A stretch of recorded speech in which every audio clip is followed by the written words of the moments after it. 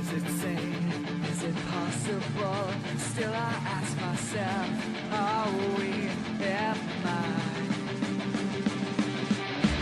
in our game? It's not logical, but you contemplate, are we am I?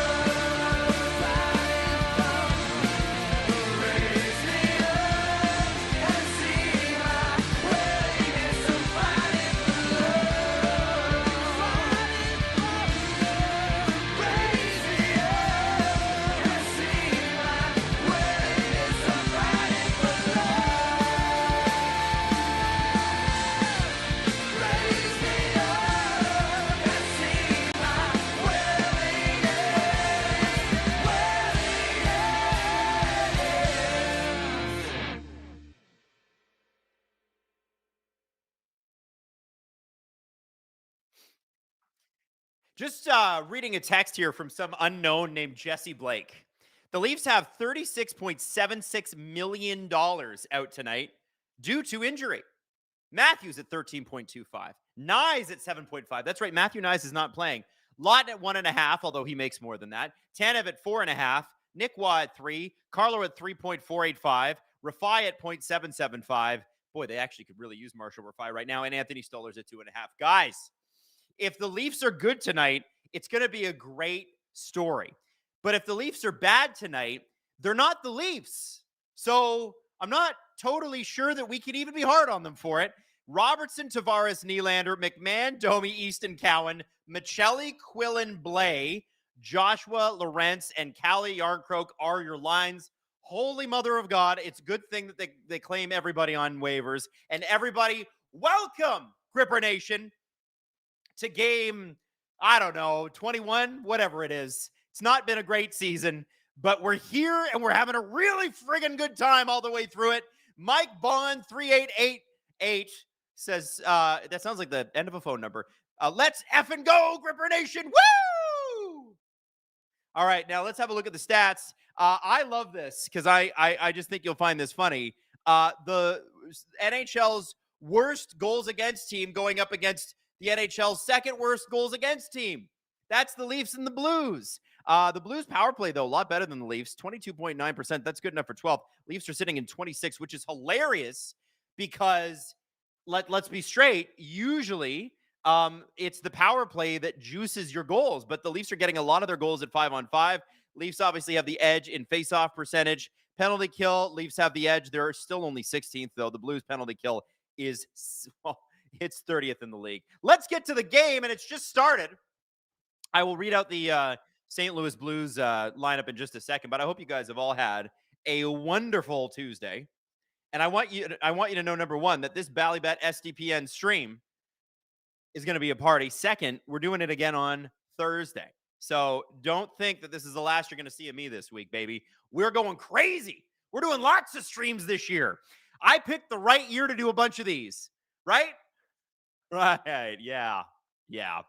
Oh, big shot right away from Matthew Joseph.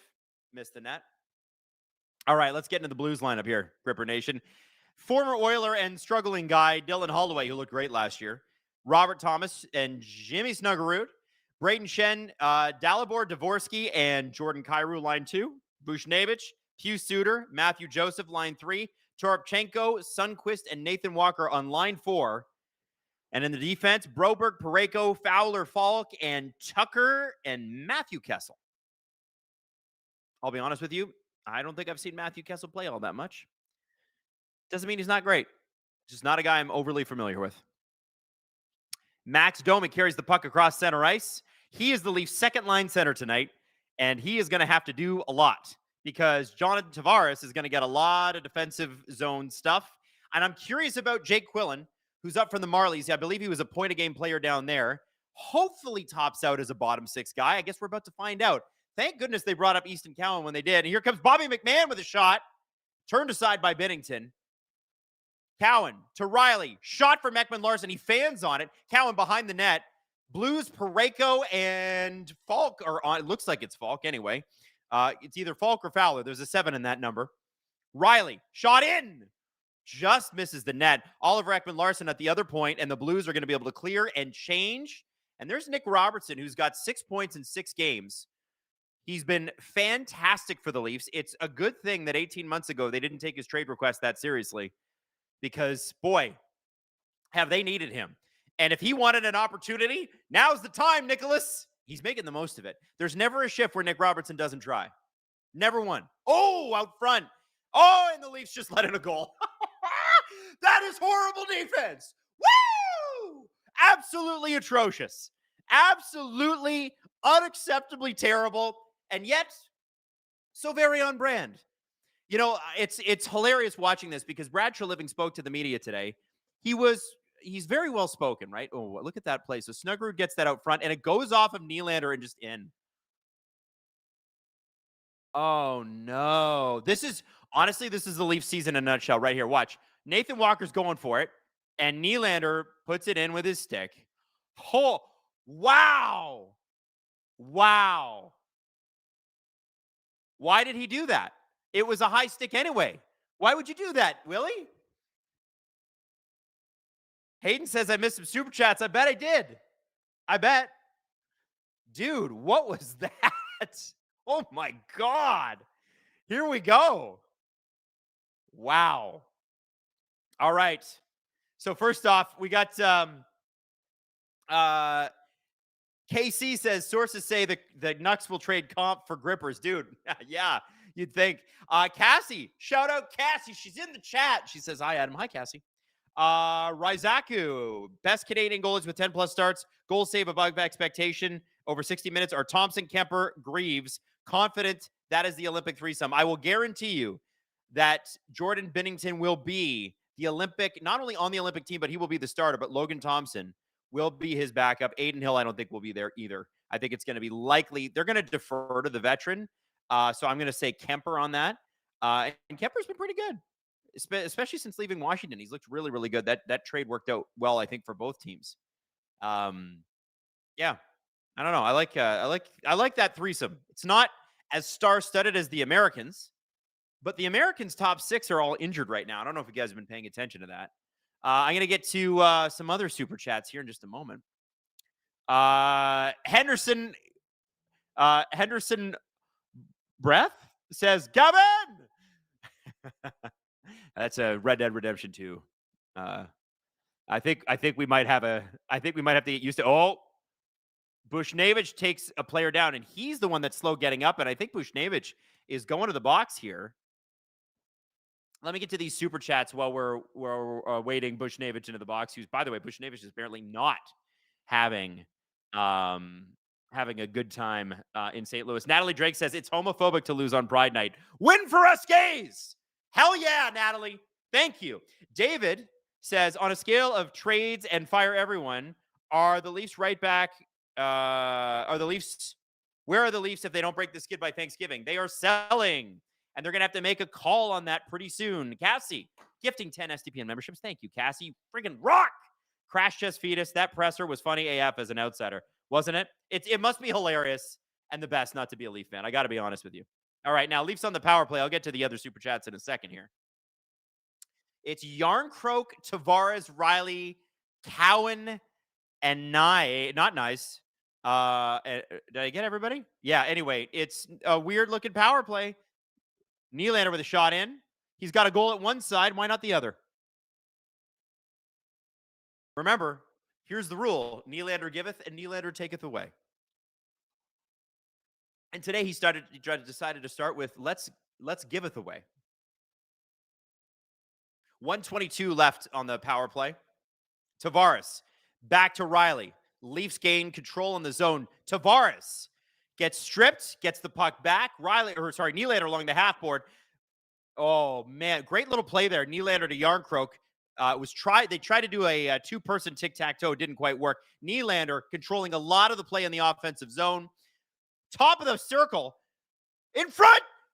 Oh, and nobody could get a shovel shot off, and both sides are going to change. Oh, and the Leafs have allowed the Blues to collect the puck in their own zone, and Matthew Joseph did a bit of a wraparound there. No Leafs were ready. Absolutely atrocious change. Absolutely atrocious. I wonder, with Doug Armstrong in town, if him and Brad Treliving get together tonight, have a couple cocktails, do something crazy. Make a crazy ass trade. Be like, you know what? Let's hug it out and fix our trades. Fix our teams, I mean. Oh, woo! Baby, are we having a good time? Listen, if the ship's going down, I'm the band in the Titanic. We're the band.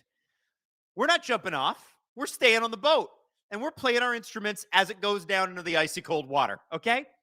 That's what we're doing. We're having some fun on the way down, too. All right, here we go. McCabe, shot off a ankle. Shot scores! Jake McCabe with a weird floater. I wonder if it hit a stick, but it went top corner and absolutely handcuffs Jordan Binnington. Leafs are back in this. Guys, Hayden was saying that the over-under on Ballybet today for this game was 5 goals. 5 goals. I would hammer the over. Hammer it so hard. Get on the Ballybet right now. See if you can hammer it. It's free money. Oh, and I think that's Dakota Joshua, but that's scary. Is he? No, that is not a high stick. So Joshua missed this puck. Okay. So it is McCabe's goal. Great, man. Just as we drew it up, William Nylander scores the first goal, but it's for the Blues. Jake McCabe scores the Leafs' first goal. Okay. Listen, I told you, we're going to have a good time. We're here to have a good time. Lorentz in the corner. There's Kyrou, who was scratched last week because his coach is just done fed up with him. It's a weird thing with Kyrou, man. He's had this stuff that sort of followed him throughout his career. He's always mentioned in trade rumors, and he's so talented. When he is on, he's an absolute menace. Ooh, hard hit in the corner there by the Toronto Maple Leafs. And I think Justin Falk fell weird. He's up, but he's sort of not skating. Oh, no, he's up. He's on. He's fine. Or was it Cam Feller that fell? Oh! Out front, the Leafs have no defensive coverage. Justin Falk almost creates a goal there. Leafs pass the puck up. It goes off of Falk into the Blues zone. Blues collect. Robertson out there with Tavares and Nylander. Again, I'm going to keep repeating the lines a lot because nobody's used to these. These lines haven't been this weird since Mike Babcock's first season with the Leafs. It's like, man, who's P.A. Parento playing with tonight? Is it Michael Grabner? Big save by Joseph Wall on a Pareko shot that skips through from the point. Icing waved off. It's 12:50 left in the first period. Everybody, Gripper Nation, are you ready to have a good time? Woo! Hayden says, how long before we get some Bennington shenanigans? Well, the Leafs would have to run the net for that to happen. And the Leafs don't do anything around the net. They barely even go to the net. They're barely even in the offensive zone. So I think Jordan Bennington's probably going to have a quiet night, actually. There is like zero forecheck on this team. And you're seeing it now with the Blues. The Leafs get it out. The Blues corral. They reload, and they go immediately back into the Leafs zone. This is Toronto Maple Leafs hockey. And what I mean by that is it's give the puck to the other team and let them come at us, which is bizarre.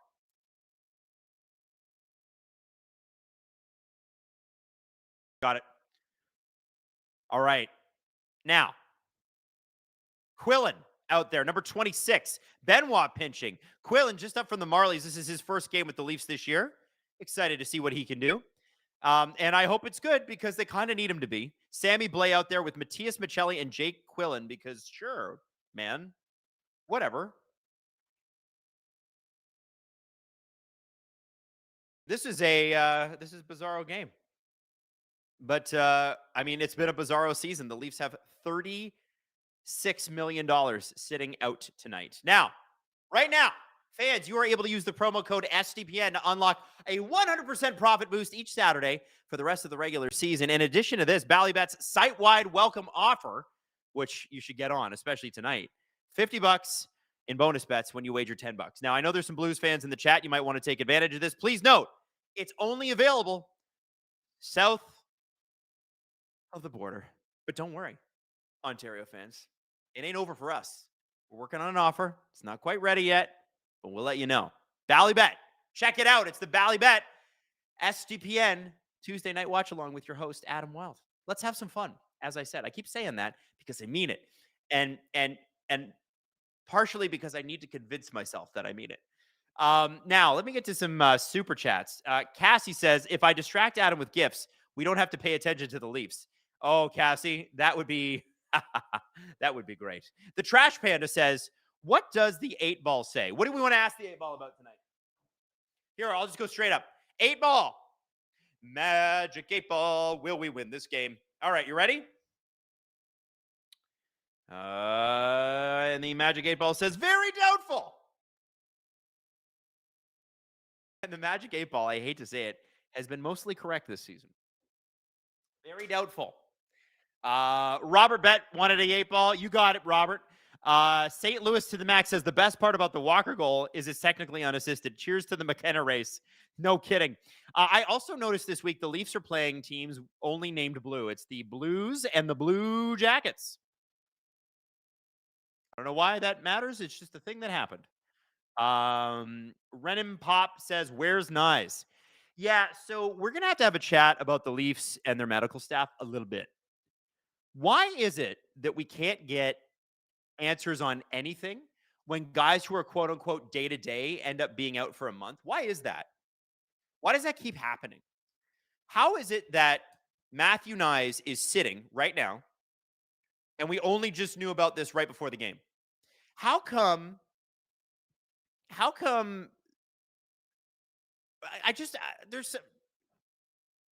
it's a weird thing to criticize, I know. But there's some fishy going on there. And I just don't know. Like, nobody ever has a timeline on anything. Nothing's ever really clear. We are fans. We do spend our money on this. I do think that we're entitled to a little bit better than this. And if the medical staff can't provide timelines on that for anybody, like we never get like a 6 to 8 weeks. Matthews last year was day to day for 6 weeks. Like all of November and part of December. He's day to day. He's week to week. What does that mean? By the way, he did skate today for the first time in over a week. And Brad Treliving said at the press conference today, oh, here comes John Tavares and Nylander, and they are offside. Brad Treliving did say that Matthews will skate again tomorrow and will skate again Thursday, and then they'll have an update on Friday. I guess that's the closest thing to a timeline we've gotten. It's not great, right? It's not great. Not great. By the way, for the Blues fans in the chat, in case you didn't know, the Leafs have lost 5 games in a row. If you beat us tonight, it will be our longest losing streak since the David Ayres season, which I'm sure is the season you discovered us. Many of you discovered Steve Dangle that season, and therefore the Steve Dangle podcast. And we're happy that you did. But yes, David Ayres, the David Ayres season where they were absolutely atrocious. And that was also the COVID shortened year, thank God. That is the last time they lost 6 in a row. Benoit behind the net. You know what? I got to give Simo Benoit credit.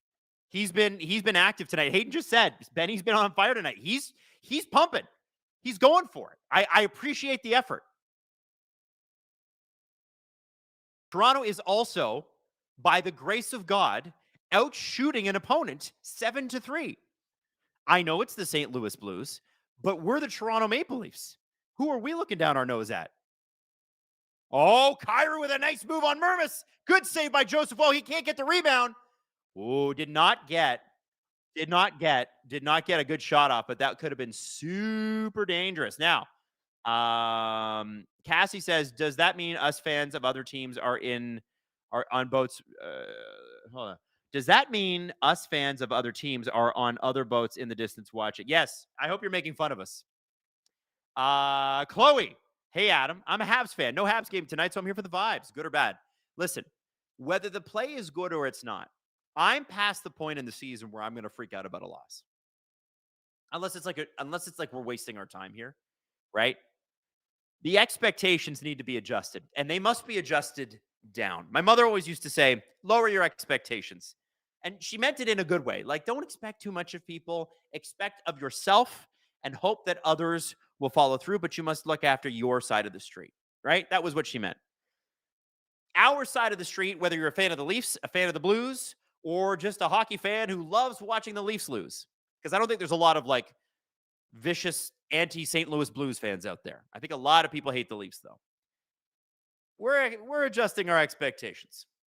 We're bringing it down a little bit. Hey, if we get into the playoffs, man, we should throw a parade. That's where we're at. I need you to get into that headspace. It's a lot more fun, trust me. Austin Amino.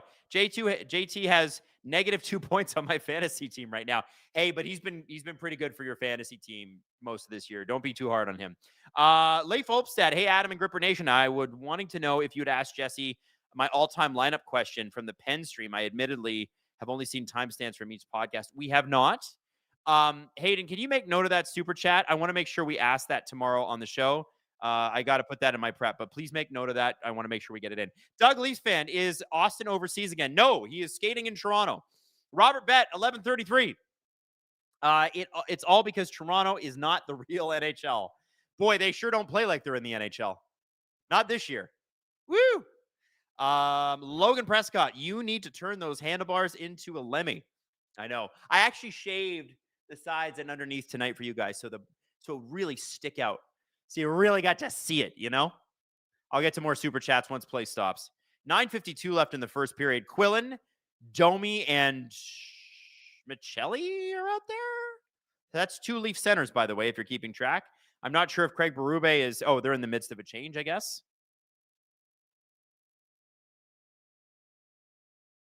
So Philip Tomasino, by the way, is on waivers. I believe he was traded to the Penguins last year. It was actually pretty good. And it just doesn't seem like it's working out with the new Penn system. I kind of wonder if the Leafs are going to put in a claim because, I mean, their second line center is Max Domi. And they had Max Domi listed as a right winger to start the year. And then it's all just gone downhill. You know, anytime you can get a 24-year-old centerman for free, I don't know, you probably do it, even if he's not that good. It can't be worse than what you already got, can it? Can it? Riley up to Cowan. Bounces off him. Goes immediately back to the Blues. Shots are 7-4 to Toronto. And by the way, I want to say that's like a first in our entire streaming time together this season. We have not seen much of that, have we, Hayden?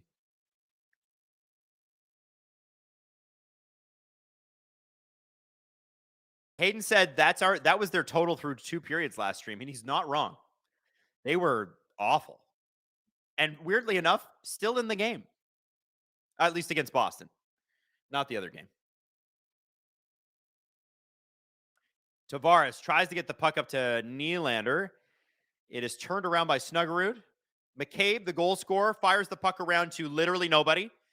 Somehow Nylander grabbed that. So here's what is killing me about the Leafs this year, and I want you to watch this. When the puck is below their red line and they can get it to either winger, they always like to fire it back around the board the long way, which gives the other team a lot more chance to grab it. Oh, here we go. Big save by Joseph Wall. And oftentimes, the Leaf wingers are not there to get it. Riley did it a few games ago. McCabe just did it there, and thank goodness William Nylander's got wheels. I don't know if it's the defense being told, fire it around. I don't know if it's the forwards being told, please don't be in position when they do. I'm not sure what's going on. But I would, one of the things that they told us in House League was stop looking at the puck and look where you want to place the puck. And I'm not seeing a lot of that in the defensive zone. Falk. Dvorsky along the boards to Falk. Oh, and that puck is clipped out. Hayden just said in my ear, they are so slow. I'm not sure which team he's talking about. Oh, the Leafs? Oh, yeah, the Leafs are very slow. And you got to remember, Hayden is a fan of the Minnesota Wild, so he watches a lot of other hockey. Yeah, and Hayden's like, I know slow hockey. This is slow. Oh, my God. Wow, what a play. The Blues were in alone, completely uncovered. And I just don't think player got it off, which is crazy. Absolutely nuts. That was Matthew Kessel, by the way, number 51. I told you I was unfamiliar with this game. I couldn't even pick him out. Number 51, Matthew Kessel. Shen, Michelli along the half board. Puck down low to Morgan Riley. Oliver Ekman-Larsson and Morgan Riley. Hey, a defense pair that actually seems to be working. Something's better than nothing. Now, McCabe Benoit a couple years ago worked really well for the Leafs, and they've got them together again. Seems to be evening itself out. And with Tanev out, and he's probably going to be out long-term. And by long-term, I mean at least, I would say another 3-4 weeks. You got to kind of any port in a storm, I guess. It works, though. There's Troy Stecher for the Leafs. This is his first game as well, number 26. The Leafs injected a ton of new players into their lineup this offseason. And what's been hilarious is they've had so many injuries that they've had to inject even more new players into their lineup this season. There's a lot of guys learning the system. Now, one thing you'll know about Troy Stecher is that he's not a full-time guy. Usually on any team he's on, you look at his runs with the Oilers the last couple of seasons. They picked him up the deadline a couple years ago. He's a puck-moving defenseman, small-ish. Brad Treliving had him in Calgary before. And the Leafs need a puck-moving guy, and they need a guy who gives a lot of effort. Troy Stecher will give you that. Is he going to be a superstar? No. If you're a Stanley Cup winning team, is he in the lineup every night? No. But he's better than what they had. He is their second, I would say, like pretty major waiver claim. Third, actually. You got Caden Primo, Sammy Blais, Troy Stecher, and watch it be Philip Tomasino tomorrow. Just watch. By the way, I'm going to get you some super chats here. I know I've been missing them. Fishin220 says, David Ayers is my second favorite Leafs versus Canes game behind Game 6 of the 2002 Eastern Conference Final. Fishin220, you know what? How about you go fishing? I remember that game, and I'm still upset about it. We had nobody healthy, much like tonight. Adam Neclario says, not practical, but I would love strict injury reports like the NFL has, especially with sports betting as big as it is. Man, I'd like that too. I don't understand why we can't have that. I don't get it. Cassie says, I may be enjoying this slightly after all the Crosby talk over the summer. Speaking of, I've only had like 2 Penguins games in the last 2 weeks, and I'm dying. Well, I'll tell you this. You deserve to be enjoying this. Every fan base outside of Toronto I know we can be a lot. Just enjoy this. Listen, we always give you a reason to enjoy it in the spring. We always go out in crash out fashion. Always. We always get embarrassed on the way out the door. We don't go out like the Blue Jays. We don't go out with our heads held high. We don't go out like champs, even though we didn't win. No, we go out like we didn't care. That's Toronto Maple Leaf hockey. Experience it. And now we're giving you a reason to celebrate twice in one calendar year because we're doing it in the fall. Tyson Barnett says, "Evening, sir.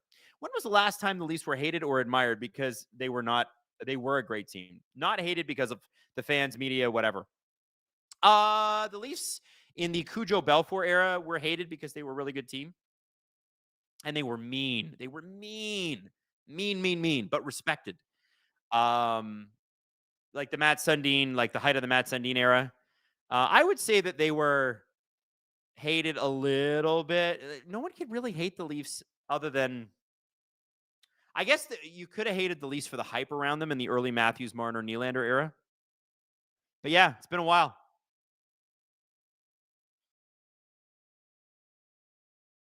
Yeah. Hayden is reminding me of the Hockey News cover that said "Plan the Parade" with those three players on it. I remember that Hockey News cover, and I remember being like, damn it, why are they doing this? They're trolling people. I think it's one of the better selling Hockey News covers of all time. And how depressing and tragic has it been? Did it need to be this way? No. Nylander.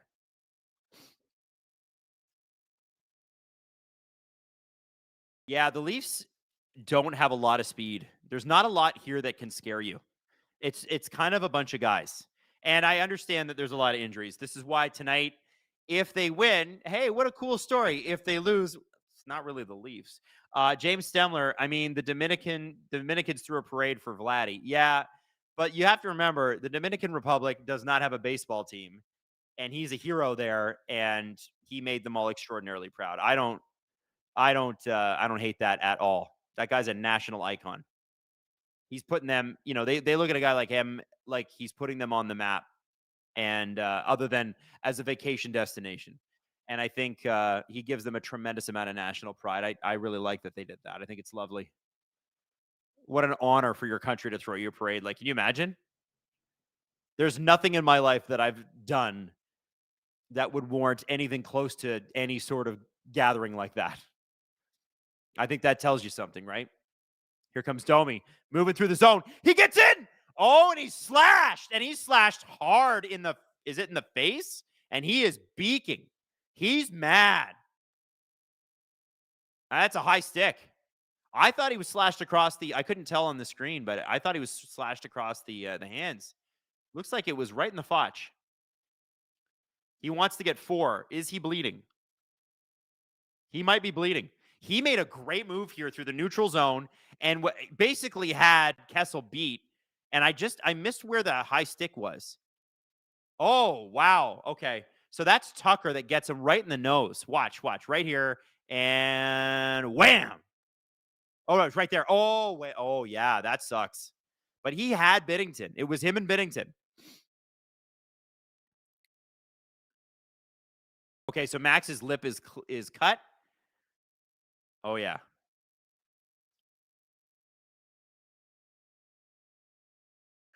You know what, Hayden? I was just going to say that. Hayden just said one of the truest things I've ever, you know what? One thing you can never doubt about Max Domi, you can say, hey, he's a flawed player. Hey, he makes bad decisions from time to time. You can never say that he wouldn't do anything to win. And you see that in the playoffs. And Hayden said it wouldn't shock me. He's like, I wouldn't put it past him to bite his own lip to bleed. It's like, honestly, if anybody on the team was going to do it, it'd be Max. So it is Nylander, Yarncroke, Cowan, Riley, Tavares. What a wild power play one. If I'd showed you that 6 weeks ago, you guys would be like, what is this, preseason? This is crazy. I don't know. I don't know why they didn't put Robertson on this line, but maybe it's because they want Willie to be the big shooter. Because I would imagine that the guys that are supposed to be digging are Cowan and Yarncroke. I just don't know. at this point in his career what Calle Yarncroke's going to offer you offensively. I know he started the season with 3 straight goals, and that was nice. But, like, I just don't know anymore. Like, is he a 15-goal guy anymore? I don't think so. Cowan, Riley, Cowan at the point, tries to sneak the puck through. It is blocked, but Nylander gets it. Keeps the puck in, shot, and it goes off a knee and bounces out. There is 3 minutes left on this power play. I think we're going to get a look at PP2 in a second here, which I personally am very excited for. It looks like it's Michelli, Domi, Ekman Larson. I don't know why Riley's up there and Ekman Larson isn't. That bothers me. Robertson and McMahon. So it's Michelli, McMahon, Domi, Robertson, and Ekman Larson. Ekman Larson has easily been the Leafs' best defenseman this year, and he should probably be on PP1. But hey, here he is. Maybe he can make something happen. They've got 2:28 left in this 4-minute penalty to Tucker on Domi for a high stick to the face. Ekman Larson to Michelli. Michelli misses the pass. It's going to go deep. McMahon gets it over to Robertson. Received it on his backhand. Robertson at the point. To Domi, shot. And that puck goes wide and out.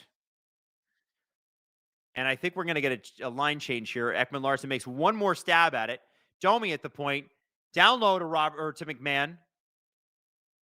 Domi on the half board. To Michelli. Michelli's on the other side of the ice. Ekman Larson at the point to Domi's got a stick-up shot. And that is blocked by the St. Louis Blues defense. I don't know who blocked it, but he looks like he's in pain. Oh, it's Broberg. And he just got back from injury. And he took that one right in the chesticles. 50 seconds left in the period. 1:25 left in the Leafs power play. You hope beyond hope that they can get a goal here. It'd be really nice. Riley to Nylander. Shot. Yarncroke. Shot. And it goes off the post. 33 seconds to go in the period. Wrist shot misses. Tavares is going to try to get it on. Gets it to Cowan. Shot by Nylander. Oh, and it went off a stick and out. All right. There are scoring chances. We asked for scoring chances, and there are. Okay, you know what I got to say? I want to thank the Blues for making both of our ridiculously weird power play units look pretty good. Pretty good.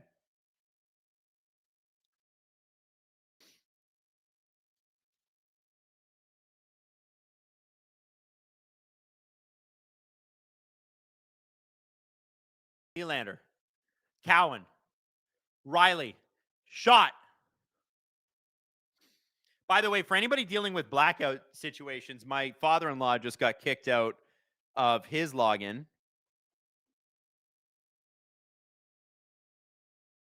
So he's not allowed.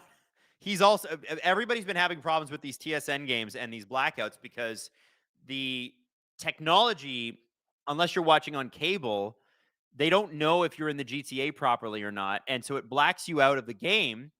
And then Sportsnet, which does properly geolocate you, will say, well, actually, you should be watching this on TSN. We can't give you the feed. So my point to you is if both streaming services are blocking you, yeah, you go ahead and steal.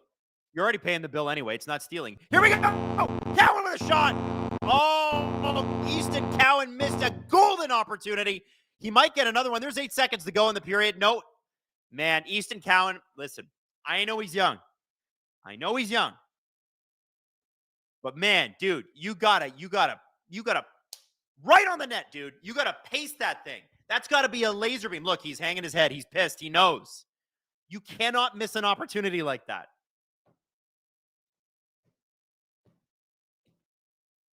Wow. What a crazy period. By the way, good time to mention in this Bally Bet SDPN Thursday or Tuesday night watch along that we are going to be doing the final 20, which is an awesome game to play from BetMG or Bally Bet. That is going to happen after the second intermission, or sorry, during the second intermission, so we can party then.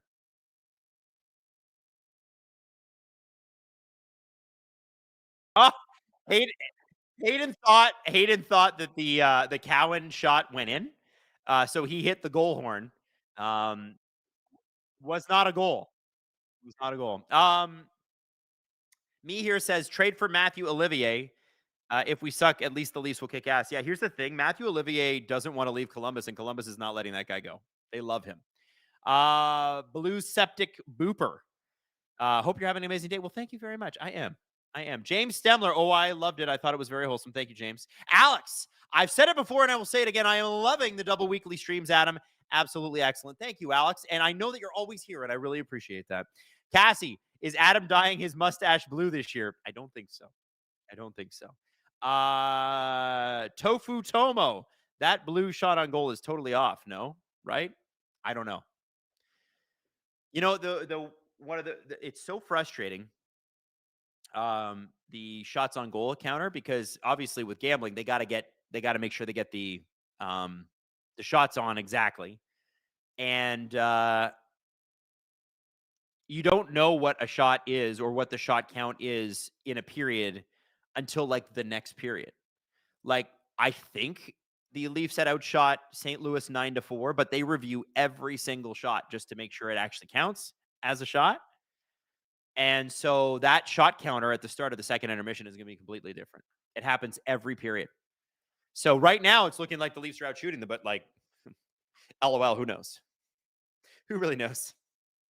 All in all, not a bad period from the Toronto Maple Leafs. I would also say not a bad period from the St. Louis Blues. They did a great job killing a 4-minute 5-on-4. There were scoring chances, but they mostly kept the Leafs to the outside. The Leafs helped them out by missing every open look at the net. That always helps. But every shot that was going towards the net, the Blues were able to get a body or something or a stick in front of it. Give them credit on that. Now, for anybody that's been gifted an SDPN membership tonight, and I've seen a few of you that have actually signed up to be SDPN members tonight, I did want to let you know that you're going to get a brand new VIP episode on Friday, and you get one every single Friday if you're a member of our VIP program. And if you love the SDP, but you're like, you know what? I'm not down with ads. I get enough ads on my refrigerator. Well, we can help you with that. SDP VIP ad-free. We have a subscription service. You get the episodes early every single time. So your episodes as a SDP VIP ad-free member will drop earlier than the publicly available ones. So you get it before anybody else. You also get to join the community, which is cool, especially if you're on YouTube. The comment section is just elite. It's amazing. So check that out. And also, it really helps us out. So if you do have a chance to sign up, or if you get gifted one, check it out and consider renewing. Hayden, how long is this clip we're about to play? Clip's about 10 minutes. Okay. So here's the deal. I'm gonna play this. And what are we doing?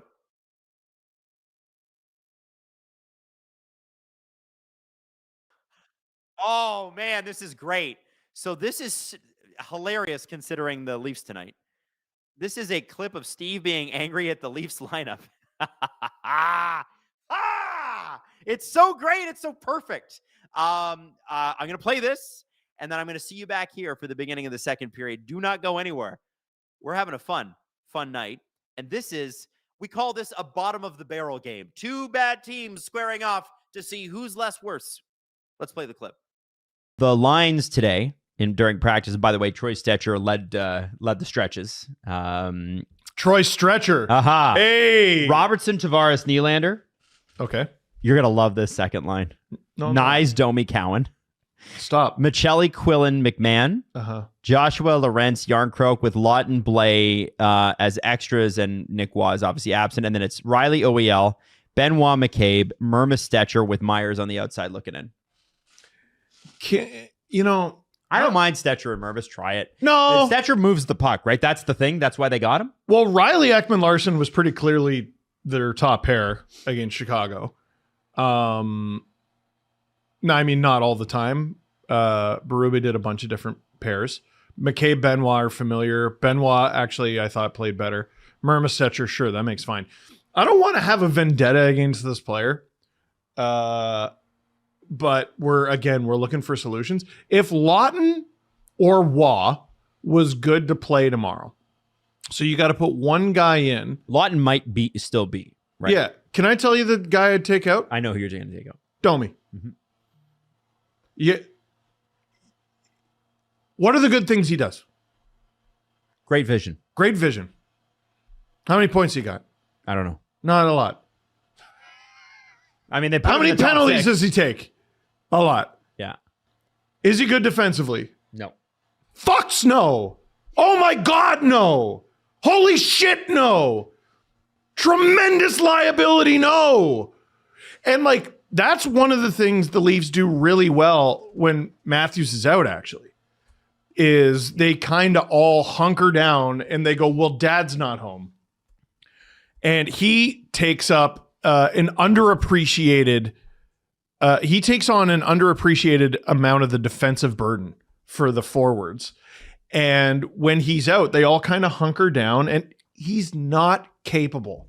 Max can't do it.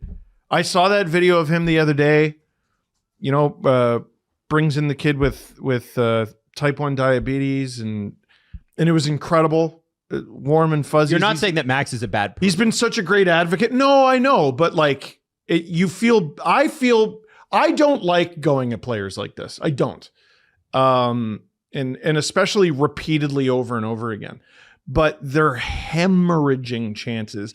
They can't defend the rush. He's got to be the worst among them. He's getting caved 5-on-5. He's getting fucking like caved. The shot attempts they're really tough. Now, he's been used as like a utility forward, Jesse, all season long when he was supposed to be Nyes, Matthews, Domi, and we just never got there. He's been playing the least amount of minutes he's played since the 2022 season when he was with Carolina.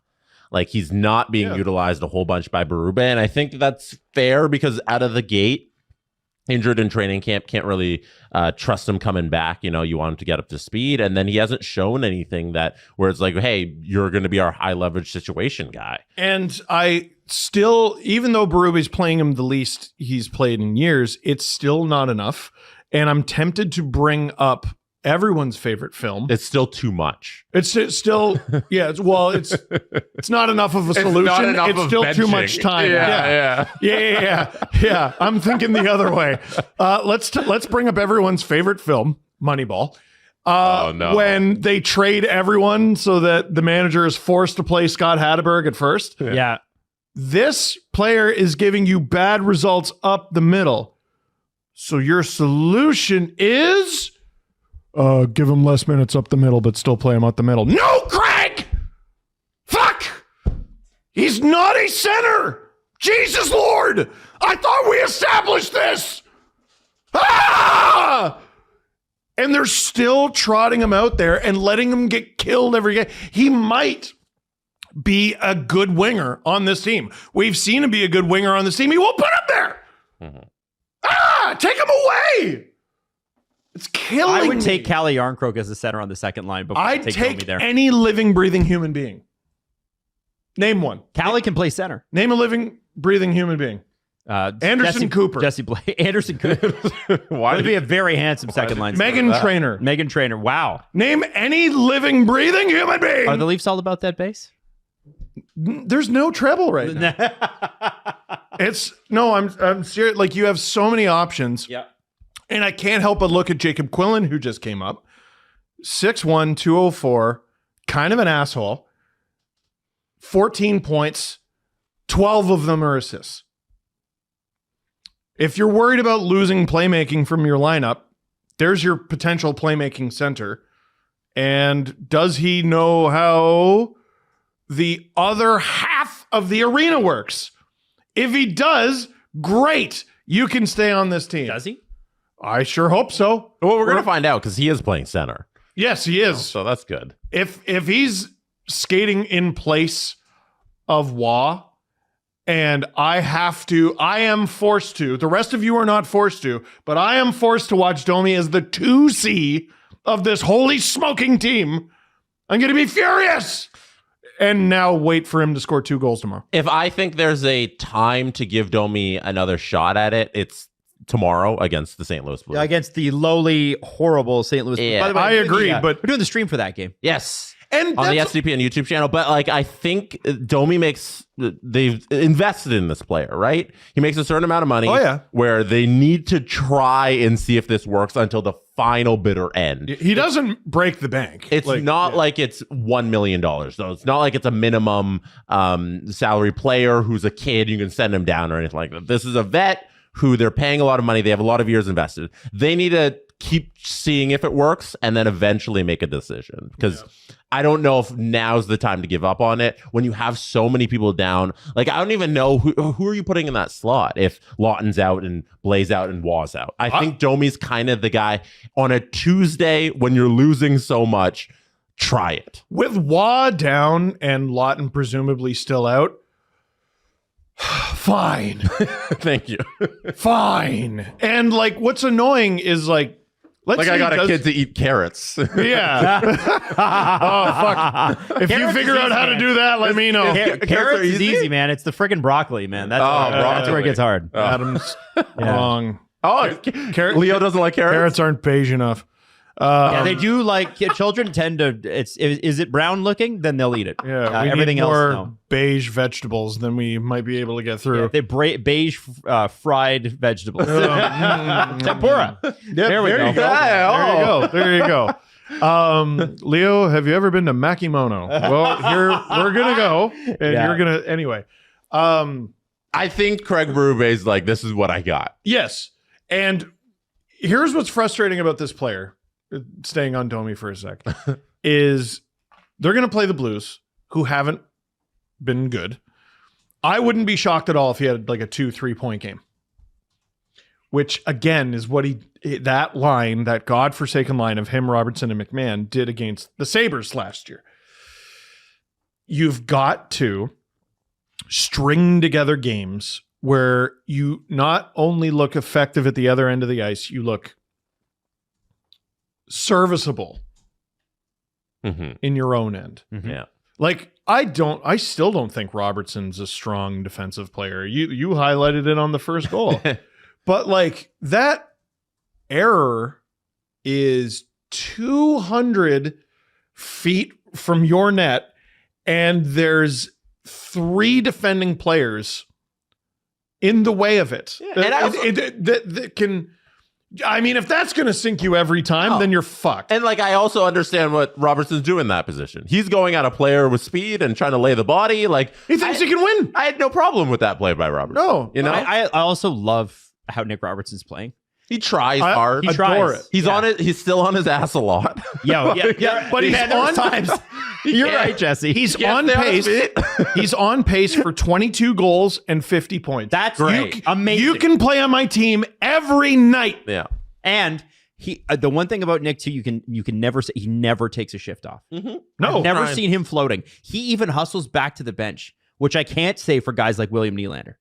William Nylander's never hustled back to the bench in his whole life. He was the 3rd best player on that line, I thought. Willie? Against Chicago. It was Robertson, Tavares, Willie. I thought he was the 3rd best one.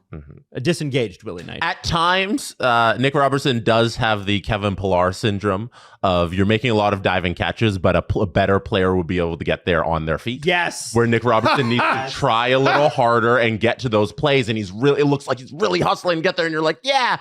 But a better player would have just taken less strides and just made a solid play and would have never been noticed. So that's why Nick Robertson's never been a full-time NHLer. Inefficient, yeah. But he's scoring. Inefficient's the perfect word, One of the right? earliest podcast guests we ever had was a scout named Gus Katsaros.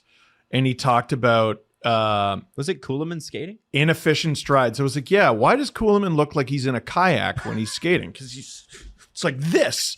And I'm like, well, he's a hardworking player. He's like, yeah, he works hard because he has to. Yeah. And I was Yeah, Gus was great. shit. I I had never really But thought when of it you that have way. to work hard, he is doing it.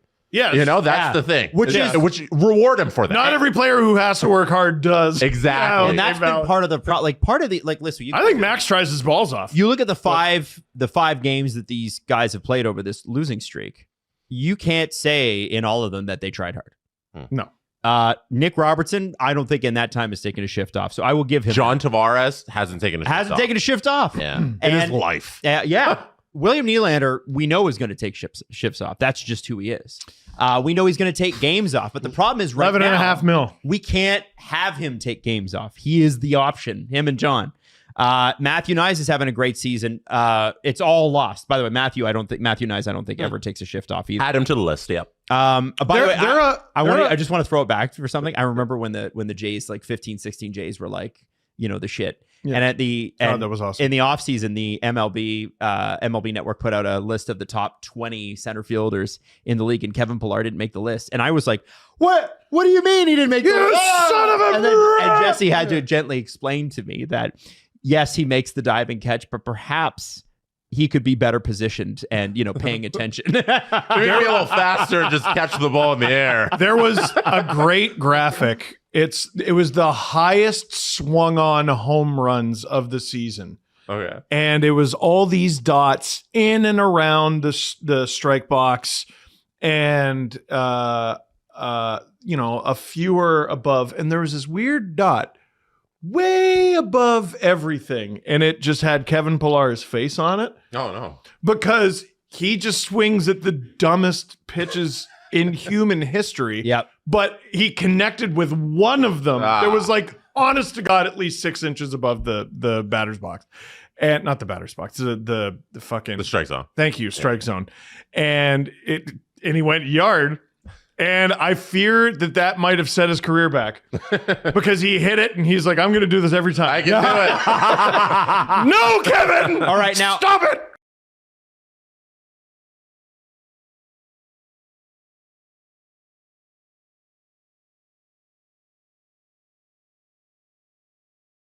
Hi, we're back. Was it a valid crash out from Steve or what? How about those lineup decisions? Haha. Woo! Lineup decisions. Justin Fisher dropping 10 SDPN memberships. Thank you, Justin. Justin is also running the SDPN chat tonight, but he loves you, and he wants you to be a VIP. And also Kevin Bull. We should call him Kevin No Bull, because there's no bull from Kevin, just SDPN memberships. Thank you, Kevin. Okay, now we're doing some sort of blind ranking or something, Hayden, or are we shelving that? We're doing it. All right, what are we doing? Okay, blind ranking guys were briefly Leafs. How are we doing this? Okay, ranking out of 5. Okay, give me the name. Oh, Lonnie Bahanis. That's a 5 out of 5. That guy scored every time he was up, and they always sent him down. I love Lonnie Bahanis. Yeah. Oh, like, is he 5th? Oh, I put him at number 1. I don't even care who else you put. Lonnie Bahanis is a number 1. By the way, the Leafs are on the power play here. Hold off on this. We'll do it throughout the period. Lonnie Bahanis. Who remembers Lonnie Bahanis? When I used to take over the Leafs as a general manager in a computer game called Power Play 98. Look it up. It was my first computer hockey game because I didn't have like Sega or Nintendo. Power Play 98. I played it on a joystick, literal like pilot joystick. And I used to go get Lonnie Bahanis, and I would pair him with Dmitry Kristich, who was a Leaf for a minute. All right, give me the next name. The next name is Stephen Cronwall. Well, listen, I put him at number 2 because he had a great career. Well, not a great career. He had an okay career. Yeah. No. You know what? No, not at number 2. I'm going to put him at number 4. He's not the worst, but I was hoping for more. They sold Stephen Cronwall like he was going to be Nick Cronwall, and he wasn't. Red Wings fans remember Nick Cronwall. He was pretty good. Nylander, by the way, in the zone deep with Tavares and Robertson. The Leafs had one shot on that 4-minute power play. Man, the Leafs power play stinks. They're only good. Honestly, though, you should be able to decline penalties in the NHL. The Leafs are only scoring 5-on-5 right now. And the Leafs are one of the highest scoring teams in the league, and they can't score in the power play. This team makes no sense. Now, Jesse was actually tweeting during the intermission that Craig Berube was yelling at the guys during the power play to skate off. The Leafs have always been, in this era, one of the laziest teams to go to the bench. You got to hustle hard to get back to the bench so you don't get a 6-minute or too many men on the ice kind of penalty. The Leafs are awful. And it starts at the top. It starts with William Nylander. He's brutal at it. And I'm sorry, listen, I know he scores a bunch of goals and he's worth every dollar of his contract. But when you make that kind of money, I expect leadership. And when we're losing, I expect leadership. And leadership is hustling. So wake up, boys. I'm going to be on you like white on rice. And you're going to ignore everything about me because I'm just a guy on a computer. Next name, Hayden. Former, like, very short tenured Leafs. Let's go. Nikita Soshnikov. I like Nikita Soshnikov. I thought he could be like a good bottom six option one day. And it never really worked out for him. He did play for the Blues as well. I think he did 2-3 years here, and then I think he went back to the KHL. I have no idea if he's still playing. But he was one of those young, up-and-coming, exciting Marlies like Kapanen and Janssen and Hyman. They gave Andrew Nielsen a shot. That early Matthews era, but it was like the second wave. It wasn't quite as good, but the players were okay. I give him let's put him at 5. He was fine. It's not an insult, but he was fine. Blind ranking. Former Leafs. Dom Lecision and I were tweeting back and forth during the intermission as well. And Dom was saying, LOL, they put Calle Yarncroke on the power play, which is kind of what I said too. And I said, listen, I like Calle, but he probably shouldn't be on the power play. And Dom said, I'm just going to step in here and say he's not very good anymore. So I'm going to trust Dom on that one. I've tried to be a Calle Yarncroke apologist. It might be time to put to hang up my skates on that one. Might be a bad take from me at this point. By the way, Leafs out shooting St. Louis 11-5, which if you're a Leaf fan, if you watched any Leaf hockey this year, you know what a surprise that is. Coda Joshua along the boards. Thomas Cook says, if it came across your desk, Morgan Riley for a first and a second round pick, would you take that? Yes, absolutely. I don't know, guys, I got to be honest with you. I don't know how this team really turns it around. Even if everybody gets healthy, I'm just not totally sure that they have it. I think they might be too slow. I think that they're not listening to their coach. I don't know. They better. I think the next 3 games are key. They lose tonight and they lose against Columbus. We're talking about a coach and a GM getting fired. Not that it would happen right away, but we're talking about it seriously. I don't know, man. Next name, Hayden. Let's go. Luca Caputi. Oh, Luca Caputi. He also became the Frontenac's coach for a little while. Luca Caputi, I wish it wasn't a blind ranking. I would have had him. Unfortunately, he's a first-round pick that didn't pan out. He's at number 3 on my blind ranking, but he should be number 5 because I don't even know if he played in the NHL. But he was a guy that everybody's like, oh, Luca Caputi's going to be great. And it just never worked out. Nylander with a shot. Good save by Binnington there. 17-15 left in the second period. Tavares, Robertson. I'll say with Tavares and Robertson on the same line, you might not have the best skating, but you do have the most effort. And then there's William Nylander. Oh, man. Shen pulled Robertson down there. No penalty. Robertson is the lightest player in the NHL on his skates. Like, I feel bad for him, but he is constantly falling. Oh, yeah, with a shot. Oh, Robertson was perfectly positioned. But unfortunately, I think that broke a stick. So it hit a blue stick. Here we go. Shot from Tavares. Binnington didn't know where it was, but it hit him and it went into the corner, and the Blues are able to clear. Shots are now 14-5, Toronto. Leafs might be bad, but maybe they're not as bad as the Blues. Shot by Robertson. Hey, the Leafs are tripling up somebody in the shot department? Come on. In the second period, no less. Oh, Mike Brown at number 2. You know what? Mike Brown deserves number 2. So Hayden says in our blind ranking, Mike Brown is the last one. Mike Brown deserves number 2 because at least Mike Brown cared. But boy, that was a dark era. When Mike Brown played for the Leafs, it was a dark friggin' era, man. Woo! Cowan. Justin says Rob Malloy is at the game tonight. He noticed a guy a few rows below him briefly tuning into the SDPN live stream. Shout out to all our viewers who were at the game. Wow. Listen, I'm thrilled for that. we are happy to be your companion wherever you are. Sometimes when I'm, if I have to drive on like a Saturday, I remember I was coming back from Jesse and Alan Walsh and I were in London last January for the Ivy School of Business. There was like a sports business conference, and we got to do a podcast in front of everybody, which was super cool. Alan stole the show. He was amazing. And so we're driving back on Saturday night, and instead of putting on the radio broadcast, I just put Steve on. Oh, Cowan with a great move shot. Oh, it goes through Binnington and off the post. Oh, Easton Cowan has had two beautiful opportunities. One on the first where he missed the net, and that one is just bad luck. Snuck it through the 5-hole of Jordan Binnington, and it just grazes the post. You know what? Easton Cowan, anytime goal, Bally bet. Book it. It's going to happen. Anyway, sometimes I just put on the YouTube app, run it through my car stereo, and that's my broadcast. So, yeah, wherever you watch, wherever you listen, you know we're thrilled to have you along. And I'm going to be here as many times as I possibly can be this season. I'm doing a lot more streams than I used to because I really love it. And you know what? It's kind of hilarious that the Leafs are bad. We're going to have fun. Joshua is down. 15-16 left in the second period. The Leafs have come out on fire in the second period. Give them credit. They rarely do.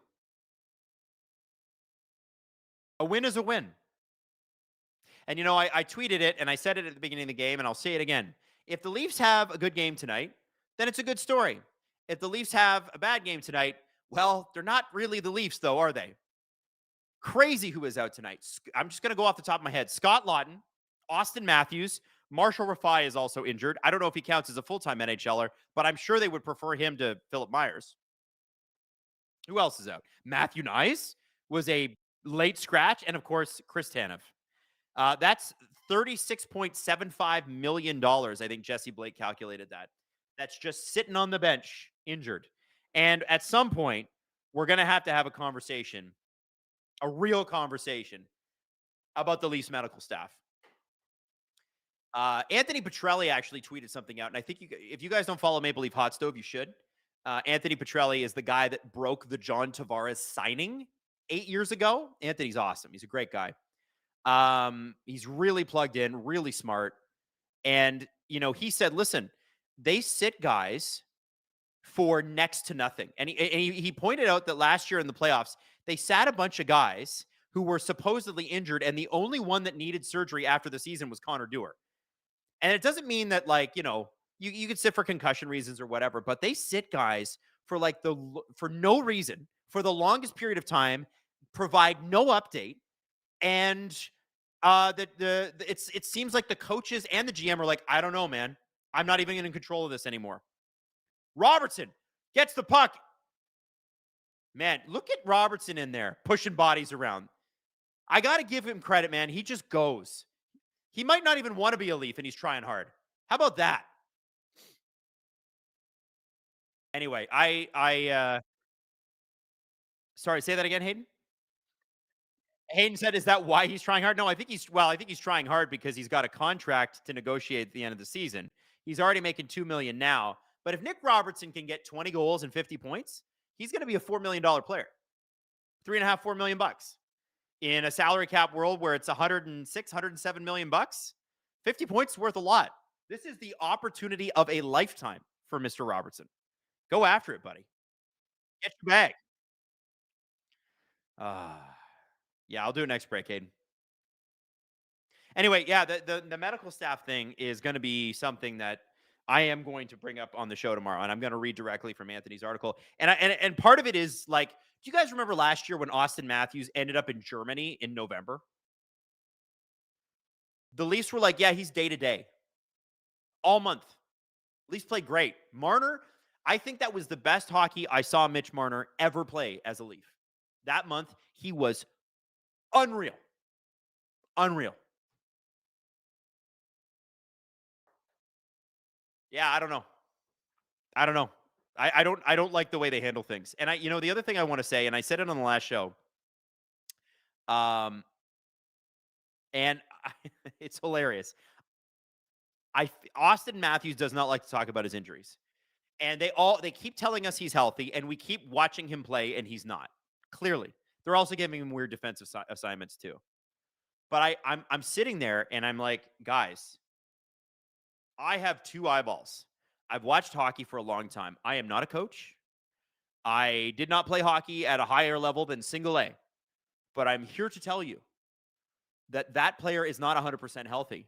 And if they would just say that, people would be like, okay, well, I guess he's playing with one arm tied behind his back. But when they tell you he's healthy and then he doesn't perform, what are we doing? What are we doing? By the way, Troy Stecher, first game with the Leafs tonight, he's looked really good. And if you're an Oilers fan watching this going, what? Really? Like, he's like best defenseman on the team, good, maybe besides OEL tonight. That's how bad the Leafs defense is. It's bad. Go tell your friends who hate the Leafs to come watch these streams. Nicholas says, is there a Troy Stecher hat trick incoming? Dude, I would love that. I would love that.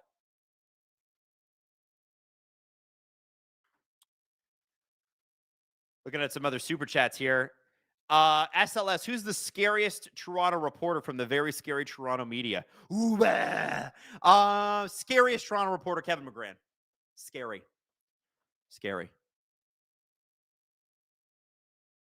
He's a scary man. Yeah. Who else we got here? What else we got? How many more injuries until we see Alex Nylander? I love the show, by the way. Thank you, Just Me. I think soon. I don't see why not. Like, I clearly he's not a Berube guy, but I don't even. Hayden said, is he on an NHL deal? No, but he wasn't on an NHL deal last year, and they just signed him to one. The thing with Alex Nylander is they don't need winger help. Their wingers are pretty healthy. It's the one position where you could say, yeah, those are mostly regulars. It's the defensemen, important defensemen, and centermen that are out. Domi. Cowan behind the net. Back to Domi. McMahon sort of supporting. Shen is able to get that puck out. 16-5, the shots for the Leafs. That's right. You heard that. 16 Leafs, 5 Blues. And the reason I need to repeat that is not to rub it in Blues fans' faces. I need Leaf fans to believe that tonight they're actually getting some shots. Man, what a fairy tale turned bad for Jim Montgomery. Gets fired by the Bruins mid-season. The Blues go on a crazy run when he gets hired there. They make the playoffs. They have a pretty damn good first round. Just miss out on beating Winnipeg. Really. Like, they give Winnipeg everything they had. And probably, like, in, that last game could go either way. It's just the way it goes sometimes. And now they're sitting at the bottom of the standings with the Toronto Maple Leafs. Oh, Jake McCabe's stick just snapped in half. Oh, Holloway shot in. Oh, boy, that was pretty close. Robertson gave McMahon his stick, or McCabe his stick. I think it's McCabe's offhand. Is McCabe a left shot? I don't even know right now. Hayden says it's probably a foot short. He's not wrong. Good for Robertson, though. Heads up play. Damn, I love Nick Robertson. He's making me fall in love. You know why? Effort. I don't need you to be the best. I need you to care. And I don't even care at this point if it's self-involved. I'm doing this for me. I don't think it is, though. I think he is a good team guy.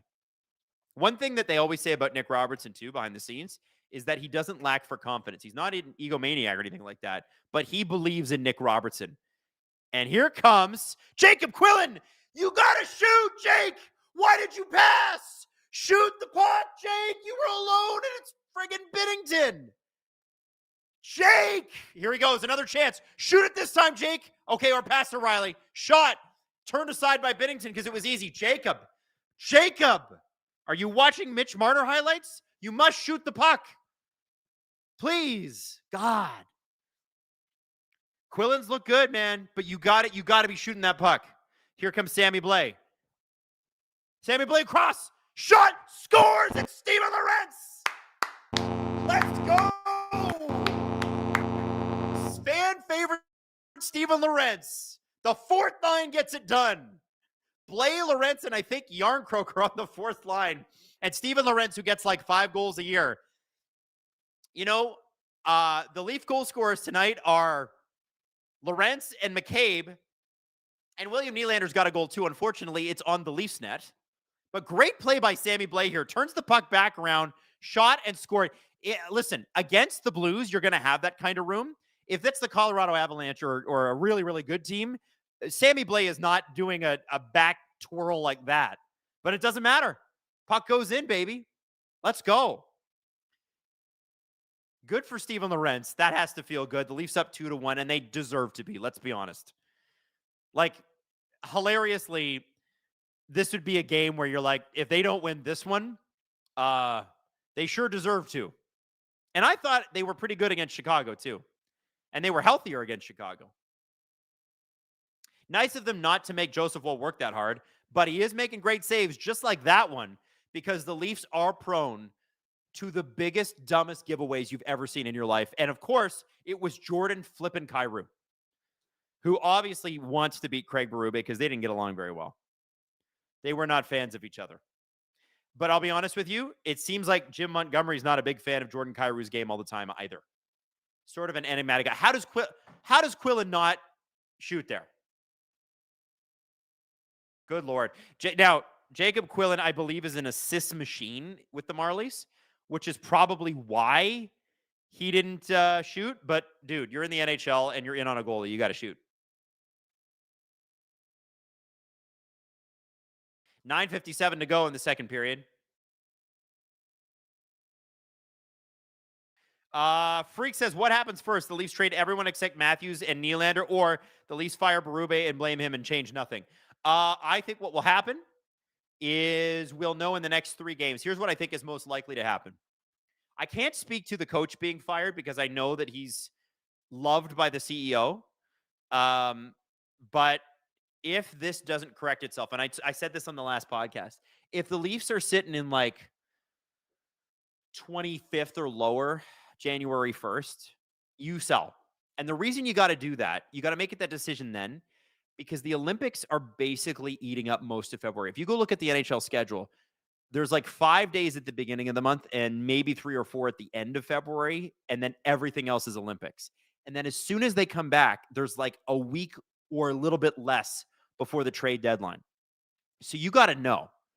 And you got to start negotiating, and you got to start talking during the Olympic break or even before that and figuring this stuff out. And the Leafs have pieces that could get them, if they have to punt on this season, they have pieces that could get them legitimate capital back. I'm not saying major prospects. We're not talking like Brock Nelson for Callum Ritchie sort of stuff and a first-round pick.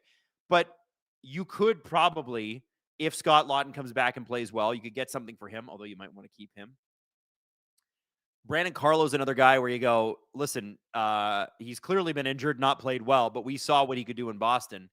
That's the type of guy teams trade for at the deadline.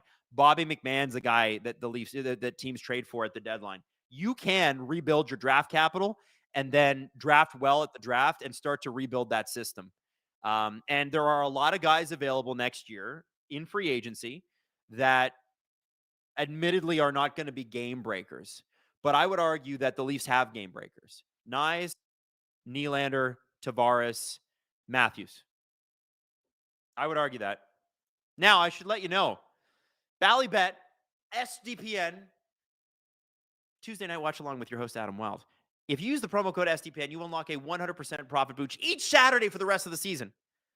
In addition to this, Bally Bet's got a site-wide welcome offer. You get $50 in bonus bets when you wager 10. Now, remember, this is USA only. But we're cooking up something special for Ontario. Don't you worry.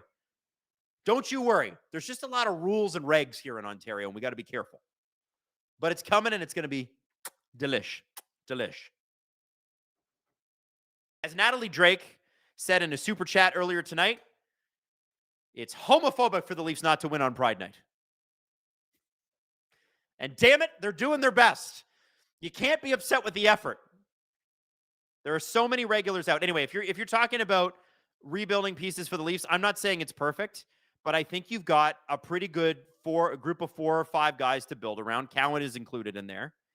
And, you know, a guy like Max Domi, valuable in the playoffs. Go look up. First off, I thought Max Domi had a great playoffs with the Leafs last year. I know he took some dumb penalties, but you take the good with the bad. He's a $3 million player. Morgan Riley I think he just took a puck. Morgan Riley's hurt.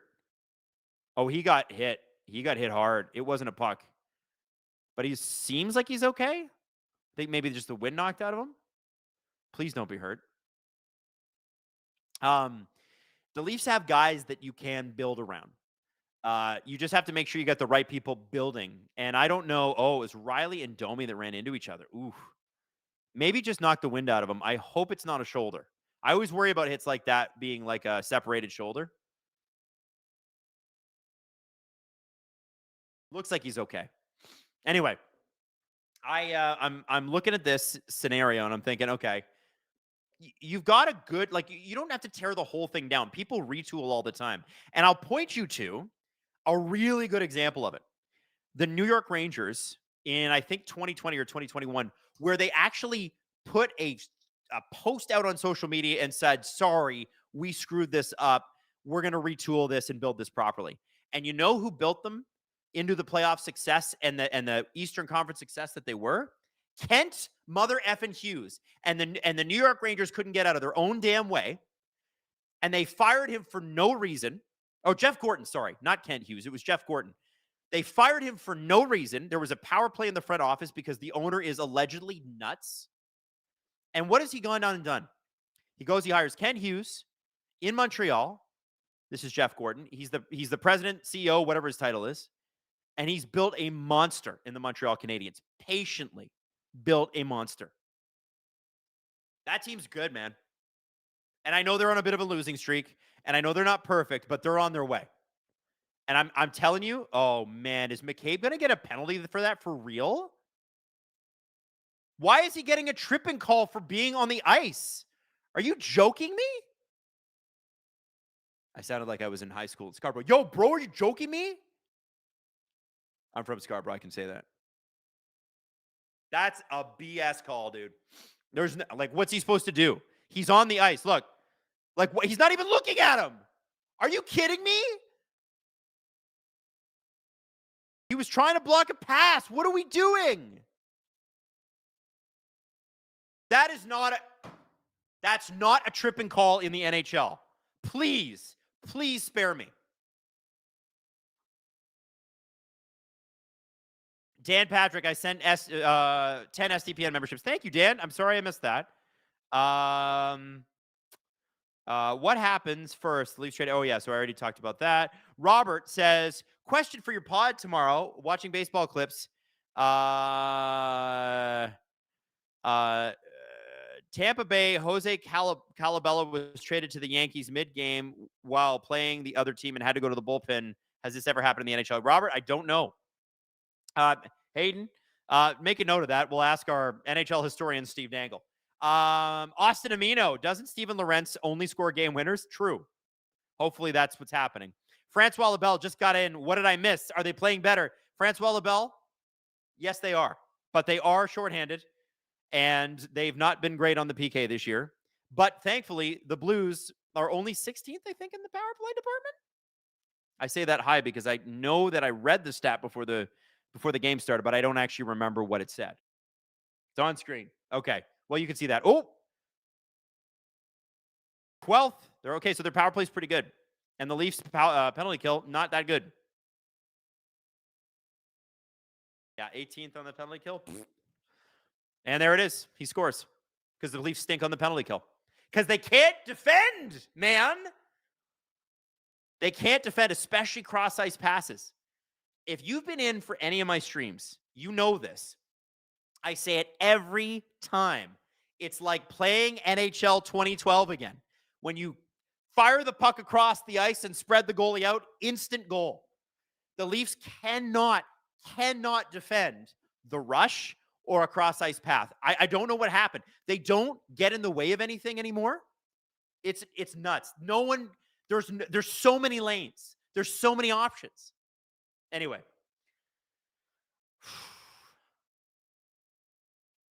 Pain and suffering, guys. And by the way, for all you sickos who are here just to watch the Leafs downfall, welcome. Listen, as I said earlier in the game, my expectations are already lowered. I'm not expecting the playoffs anymore. That's where I'm at. And I think, doesn't Dom Lucian have the playoff odds? Aren't the Leafs at like 30% at this point? That's rough. Unthinkable before the season started. I had them winning the division. I wish I could go back in time and be like, hey, idiot moron. I don't think anybody in their right minds predicted they'd be this bad. And I thought the Atlantic would be wide open.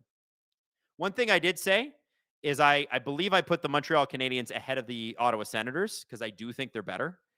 And I definitely had Boston making the playoffs, and they are number one. The Bruins are number one in the Atlantic. The Atlantic's kind of a crummy division this year, let's be honest. But Jeremy Swayman is in Boston, and so is Hampus Lindholm and Charlie McAvoy. They're going to be fine. They're at least fun to watch this year, too. Great. I suppose Boston had their bad year last year. Maybe this is the Leafs' bad year. Doug Leaf fan, thank God the Leafs raised their prices. Yes, they did. I think season ticket prices for this season alone went up at least 10% in most cases, which if you're paying like $8,000 a seat to sit in the greens, which is like way in the back, and that's what people pay per seat, $8,000. Then it goes up to like $10,000. And then you add taxes on top of that at 13% or whatever it is. I can tell you this. It's so weird, actually. I've had, weirdly, 3 or 4 separate Leaf season ticket holders in Toronto just randomly approach me and go, hey, I listened to your show, and they're totally screwing us, and we're super pissed about it.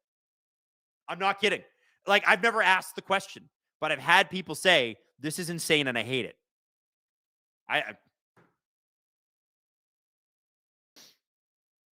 Go Avs Go says taxes are 13% in Ontario. Woof. It's sales tax, right? I think isn't it 13%? It's like part of it's federal, part of it's provincial. Yeah, it sucks. We love taxes in Canada. Love them. Oh, no. Are you kidding? Is McCabe going again? The guy had the friggin' puck. What are we doing? Why? Tripping?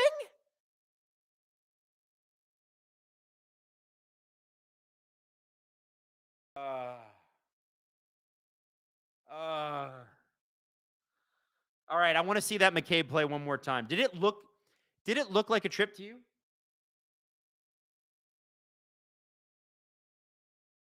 Did it look like a knee to you, Hayden?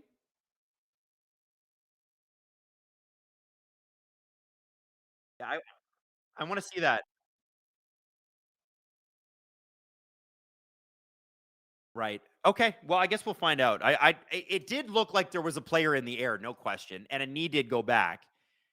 But I know the call was tripping because I believe Gord Miller said it. So it's so much easier to be at the game and call this. Like I wish that they would let us into the game, and we wouldn't have to show the game on this channel. But I wish we could just be in a press box in the game, calling the game, doing the live streams like this, so I could see the ice. It would be so much easier. I still can't believe sometimes that sports networks don't send their announcers on the road. I don't know how you'd call it from a TV. You need to be able to see this stuff. I got to see this. I don't know what. Alex says all the other teams can deal with game management penalties. This is absurd. Yeah, this is listen, I don't want to, I'm mad about the penalty, but then I want to see it again. Cause sometimes you get mad about a penalty, then you see it and you're like, I guess. Working Man 22 says, Adam, keep the facial hair. You're pulling it off. Justin, can we get a chat check-in on the mustache? Cause my wife hates this mustache. She wants me to cut it off and just have it here. Obviously, we're growing it from November. She hates the mustache, hates it. So I would love to know if you guys like it and if I'm actually pulling it off. I can tell you this. There are no women complimenting it. It's only dudes. It looks like a knee, you think? Okay. Okay, I'm just seeing it now, Hayden. I have to be honest, that to me is on the line. Yeah. One thing I will say is the Leafs have had all the penalties go their way until the end of this period. So this feels to me like they're going to have a tight whistle because the refs need to game manage here. And listen, You can call that a penalty or not, but I think even Blues fans would be like, "Come on, man, are you serious? In the NHL, it's certainly not a call in the playoffs. We know that." Fowler, Thomas, along the half boards, top of the circle. Lorentz is trying to poke the puck away. Leafs are playing a little bit tighter on the Blues, which is nice to see, but the Blues play their power play a lot tighter than the Leafs do. The Leafs really love the outside on the power play. The Blues seem to force teams to get a smaller diamond or a smaller square going. Snuggerud. Fowler. Thomas over on the left side point.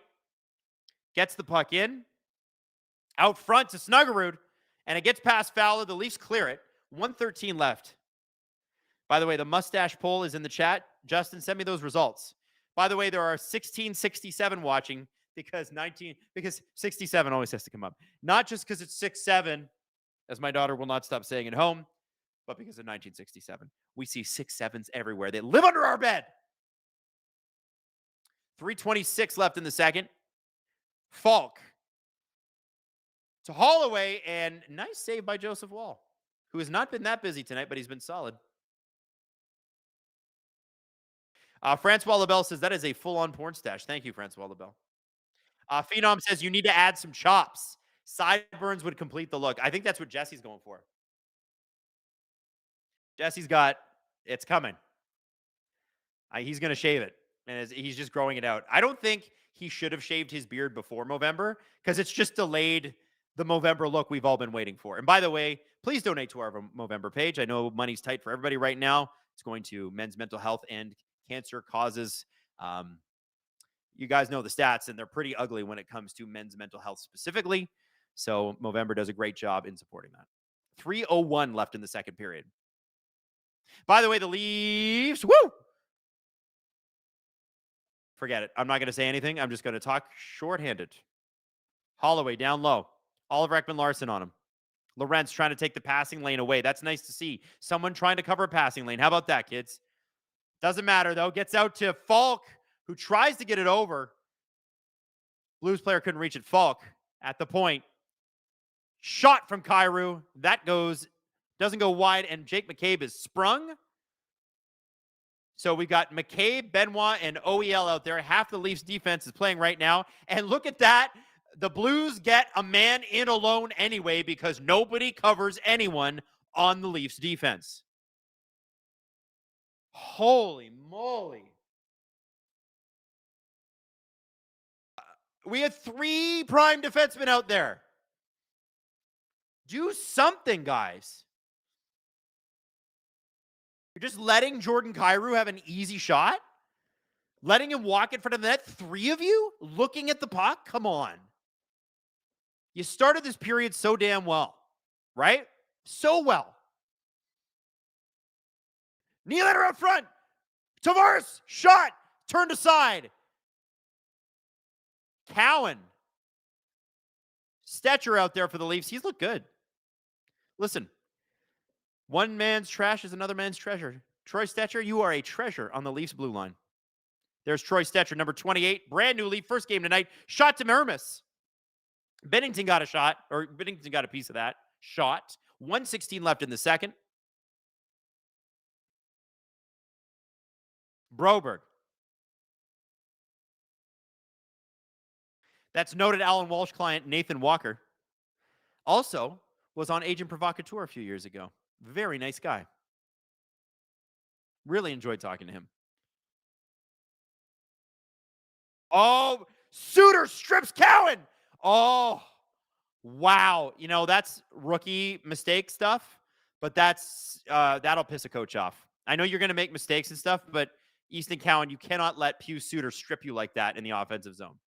You got to get the puck out. That's been a problem for the Leafs all year. St. Louis can take advantage of that. 30 seconds to go in the second period. Felt like this period went fast.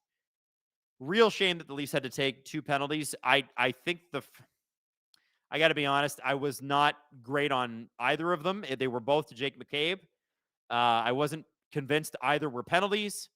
But, you know, there's a little game management going on here, too, because the Leafs got a couple of penalties go their way in their first period, and that is the way the NHL runs it. Parayko across center, 4 seconds to go, gets the puck deep, which the Leafs cannot do, seemingly at the end of this second period.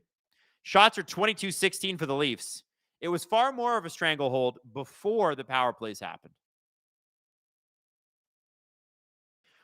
Wylde had to really bail them out on those penalties. I cannot believe Kyrou did not score there. If the Leafs had come out of this period, if they had scored there, if the Leafs come out of this period and we're down 3-2, it would have been depressing, man. Now, it's time to sign up for the final 20. Producer Hayden, are you ready? Are we doing it now? Or are we doing it after? We're doing it right now.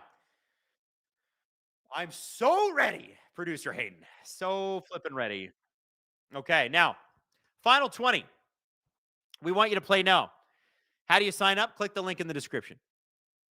Come play this game with the Bally Bet. Final 20, it says with Dangle. Today it's with Wylde, okay? Listen, his name's on the network. He can't have everything, okay? So we're going to have a little bit of fun, and we're going to track how well I do. And by the way, if you play along, the winner, get inside for that $400 SDPN gift card, okay? Getting everybody signed up, but we're just going to keep waiting. Everybody sign up, and we're going to go through this. And this is we're going to use our prediction skills. We're going to use our magic 8-ball skills, okay? And we are going to see the future. Because the way I see it, this game could go one of two ways. First way, Leafs come out in the third period the same way they did in the second. All energy, maybe not a whole lot of skill, but they make things happen and eventually they get a goal and they go up. Or we could have something where the Blues, building on the momentum of the end of the second period, take full control in the third and the Leafs are under siege. Based on the questions, you know where I will stand. I would like to know where you stand. And remember, $400 SDPN gift card up for grabs for the winner. Let's do it. First question. Pick a Maple Leafs player to record at least 1 point in the third period. Matthew Nyes is an instant no because he's not playing. Nick Waugh is not also playing, so don't pick either of those guys. Obviously, both were late scratches. So you could pick Nylander, Tavares, Ekman-Larsson, Yarncrook, McCabe, Riley, McMahon, Domi, or any other Maple Leafs player. And since McCabe and Lorentz are the goal scorers tonight, I think I'm going to go with John Tavares because it's time for a star. And Tavares has had some good chance tonight. I like that. Number 2, pick a Maple Leafs player to record a shot in the third period. Just one shot. One shot. I think the most likely to record a shot in the third period would be William Nylander.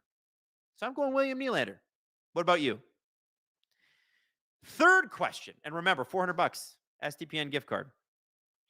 Pick the first team to record a shot in the third period. I'm going to go St. Louis Blues. I think the Blues are going to be the first team. I think they're going to come out roaring. Blues will be the first team. Now, this is the question of all questions in chat. I'm going to take your advice, okay? Will the Leafs score in the first 10 minutes of the period? Will the Leafs score in the first 10 minutes of the period? Link was in the description, by the way, guys. If for anybody that wants to play, you can still jump on. You can still jump on right now. Link is in the description. Just fill it out before the period's over. That's all you need to do. Link in the description. I'll say it 40 million times. Will the Leafs get a shot in the first 10 minutes of the third period? A lot of you are saying no. A lot of people are saying no. You know what, Hayden? Should we get risky? Let's say no. Let's be doom and gloom. I honestly don't believe that that's going to be the case, but let's go with it. You guys wanted it. Now, predict the exact number of shots by both teams in the third period. So this is the exact number of shots in the third. Only in the third. Not the first two periods. Only in the third. If we kind of follow the trend of the game, first period, the Leafs, I think, were out shooting, I think it was like 9 or 10 to 4. Second period, it's like 20 to 14 or 15, or is it 20 to 16?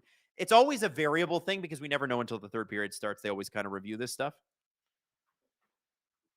I'm going to go ahead and say there's going to be 16 more shots in the third period because there's also, they're going to be fighting for a victory here, and they're both sort of bad.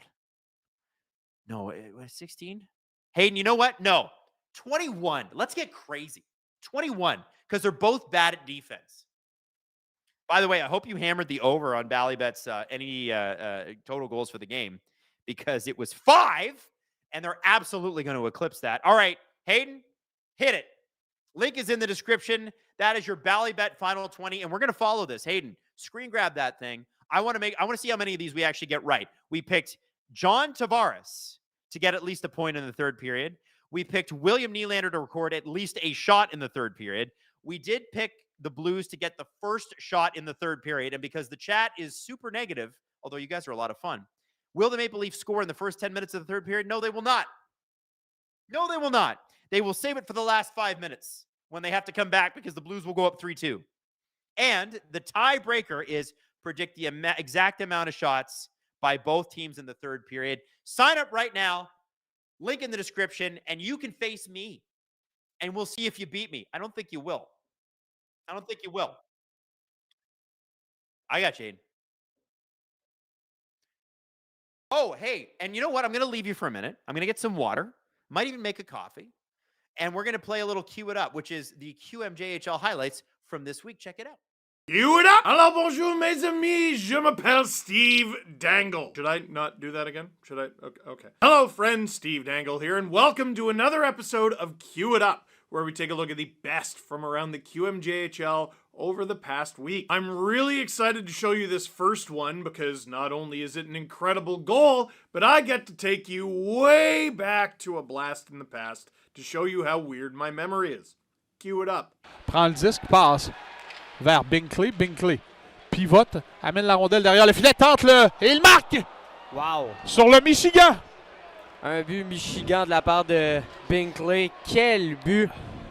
On l'a vu se préparer derrière le filet. Il place la rondelle par-dessus l'épaule de Mathis Langevin. Moncton Wildcats forward Simon Binkley is from Fairbanks, Alaska, but forget Alaska because that is a Michigan! The 19-year-old is having an unreal season in the QMJHL. He was part of the Moncton Wildcats championship winning team last year in a smaller role. After coming over from the Vernon Vipers of the BCHL, Binkley played just 11 regular season games but played 14 playoff games en route to a championship with the Wildcats. This season, 16 games, 9 goals including that one, and 10 assists for 19 points in those 16 games. Now, you might look at that goal and look at the score and go, come on! Because Binkley scored a Michigan goal to make it 6-0. It was already 5-0. And ironically, it happened against the Rimouski Oceanique. So I said, wait a second. Because I can remember a young Sidney Crosby scoring a Michigan goal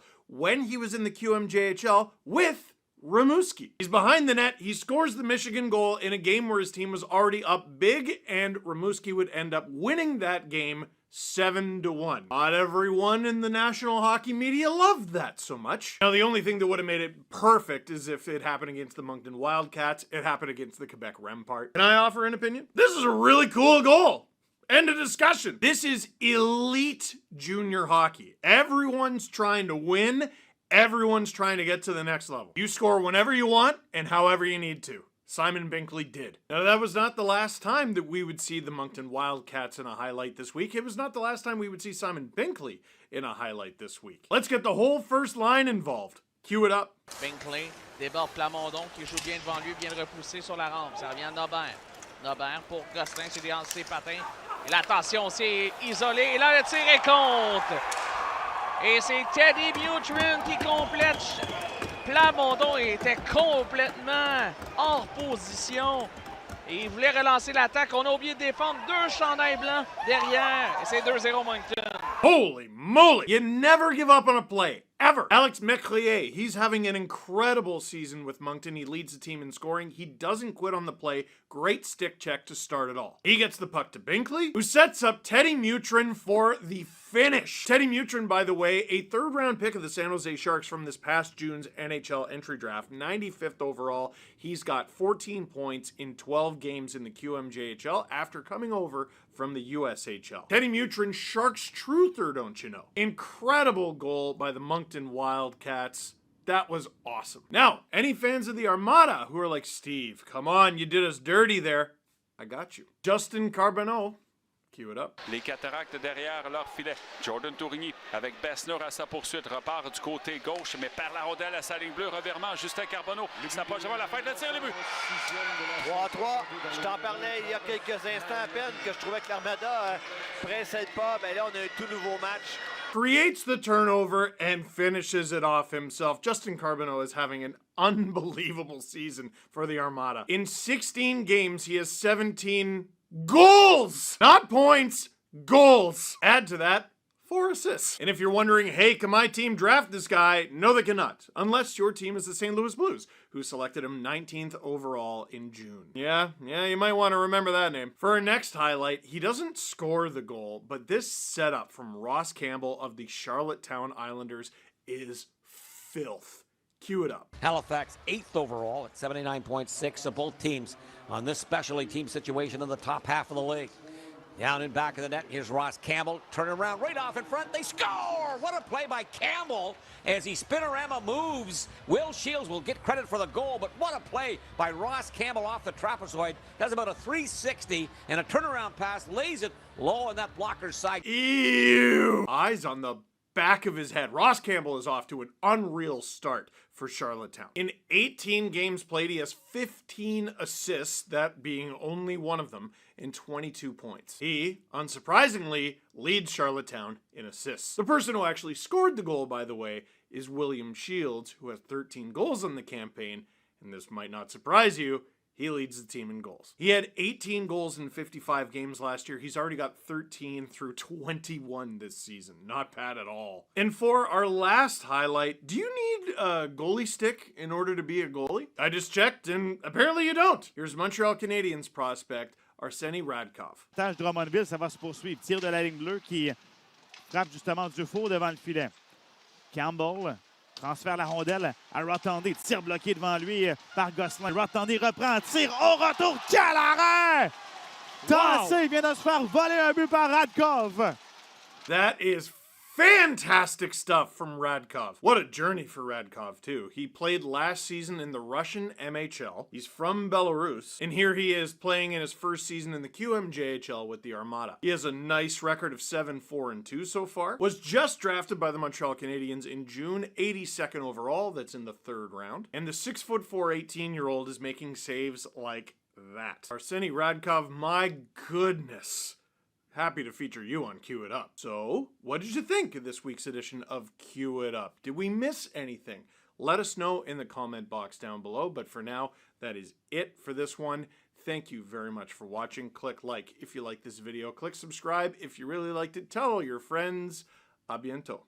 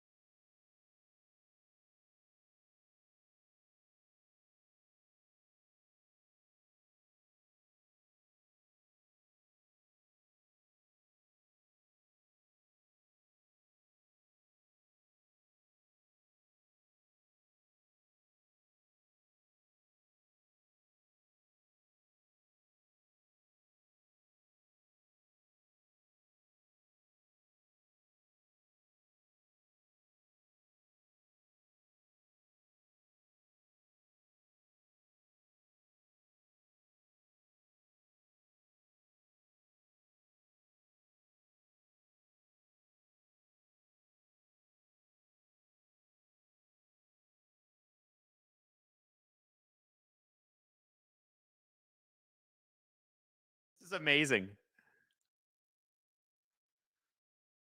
Am I live? I loved your I absolutely loved Hayden jumping up. I didn't even know you could do that, Hayden. Hayden said we got some new tools. All right, that's what I like to see. Draven said that's the SDPN version of the Matrix. You know, Hayden, we should probably do that every game now. Have like Hayden's message of the night. I think we could have some fun with that.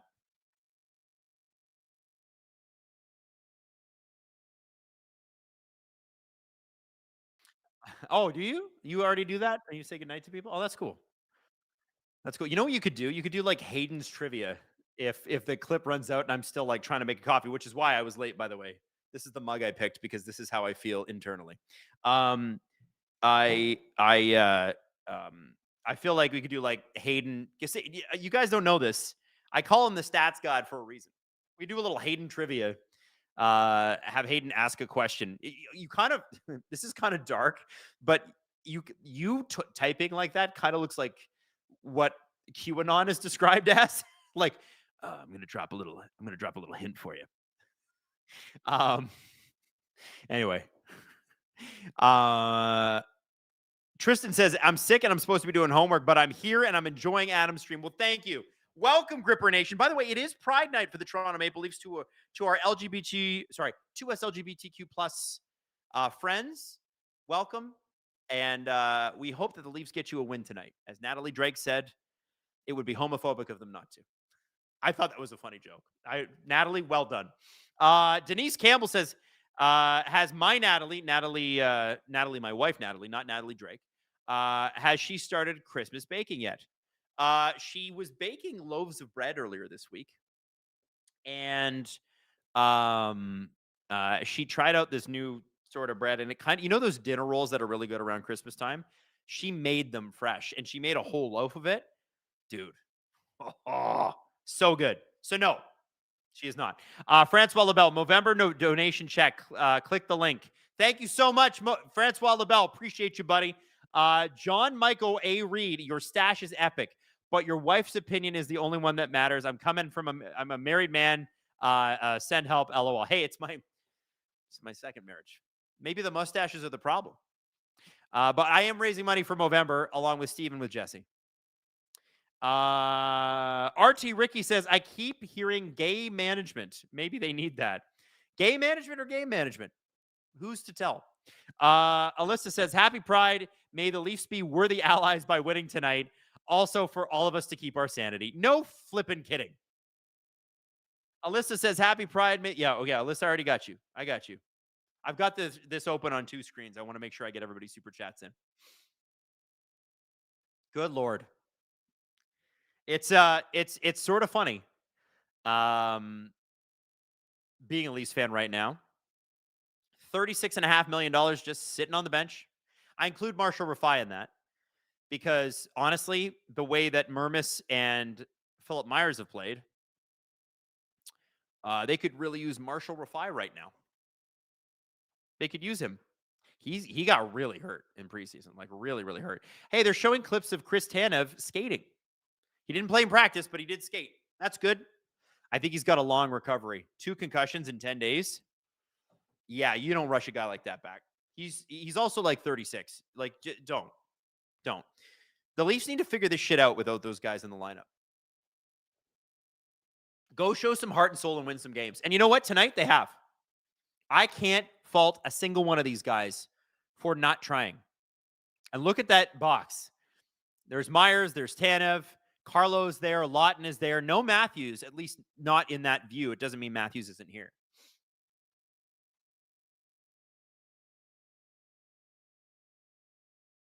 Francois LaBelle says, I say keep the stash from a guy who couldn't get his marriage going more than 3 years, twice. So you pick stash over marriage is what you're saying? That shot is blocked by Dakota Joshua. By the way, we have started the period. And the lines are a little bit weird tonight, so I sort of will repeat them from time to time. Forgive me if you've been here the whole stream and you've heard them before, but I do think it's worth mentioning because these are the wonkiest lines I've seen since pre-Matthews. I'm not kidding. They are weird. Robertson, Tavares, Nylander are line 1. McMahon, Domi, and Cowan line 2. Michelli, Quillen, who has 14 points in 14 games with the Marlies, and Sammy Blais. And by the way, Sammy Blais had a great setup for Steven Lorentz tonight. And it's Steven Lorentz centering Dakota Joshua and Calle Yarncroke on the 4th line. Listen, that line might be where offense goes to die, but hilariously, Lorentz has a goal, and Blais on the 3rd line has an assist on that goal. Who knew? Tavares has looked dangerous tonight. Willie at times has looked engaged. Other times, Max Domi has had a couple opportunities. One of his rushes led to a 4-minute penalty. The Leafs were not able to do much on that, but LOL, it's the Leafs on the power play. We should just decline the penalty. That should be an option because the Leafs power play stinks this year.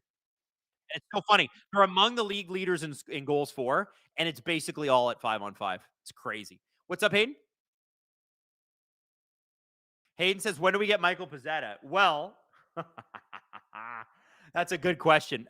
Maybe if they were playing the Bruins tonight, you dress Michael Pezzetta. I want to see him play. I know he's not like the greatest 5-on-5 guy, but like, why not? He's also crazy. Robertson with a great move. Shot! Oh! And Troy Stetcher in his first game with the Toronto Maple Leafs almost had a goal. Nice little shot there. Kind of fooled Binnington. Easton Cowan had a great shot earlier in this game. It went through Binnington's pads and trickled towards the open cage and then sort of veered off to the left and hit the flipping post. He's had a couple of good opportunities tonight. Look for him. There's Jacob Quillen, who also had a clean break in on Jordan Binnington. And he did what Jacob Quillen does, and he passed. He is an assist machine with the Marlies, but damn, dude, you got to shoot. Robertson, again, has had a really, really good stretch of games here. I mentioned earlier, he's had 6 points in 6 games, which is very impressive for him. And he has made things happen tonight. And they're actually showing a highlight pack of him now, just throwing bodies, pushing people off the puck. He's not going to run a lot of guys over. He's too small for that. He's also not the heaviest player on his skates, but he does score. And he does care, and he does try. And the Blues ice the puck. OEL beats them out.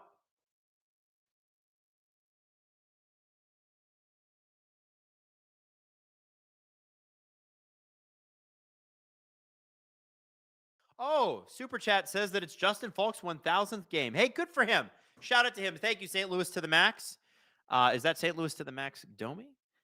Shout out to Justin Falk. 1,000 games tonight. Can he please get a game-winning goal? No. Maybe in his 1,001th game. Oh, no. Oh, no. The Leafs just gave it. Oh, Oscar Sundqvist with a great shot. But the Leafs are able to get out of that one because Joseph Wall made a great kick save. Kick save in a beauty, as they used to say. Just pulling up the St. Louis lines here. Another shot. Kessel this time. That would be Matthew Kessel. No relation to Phil, unfortunately. Wouldn't that be cool? Uh-oh. Michelli's going to the box.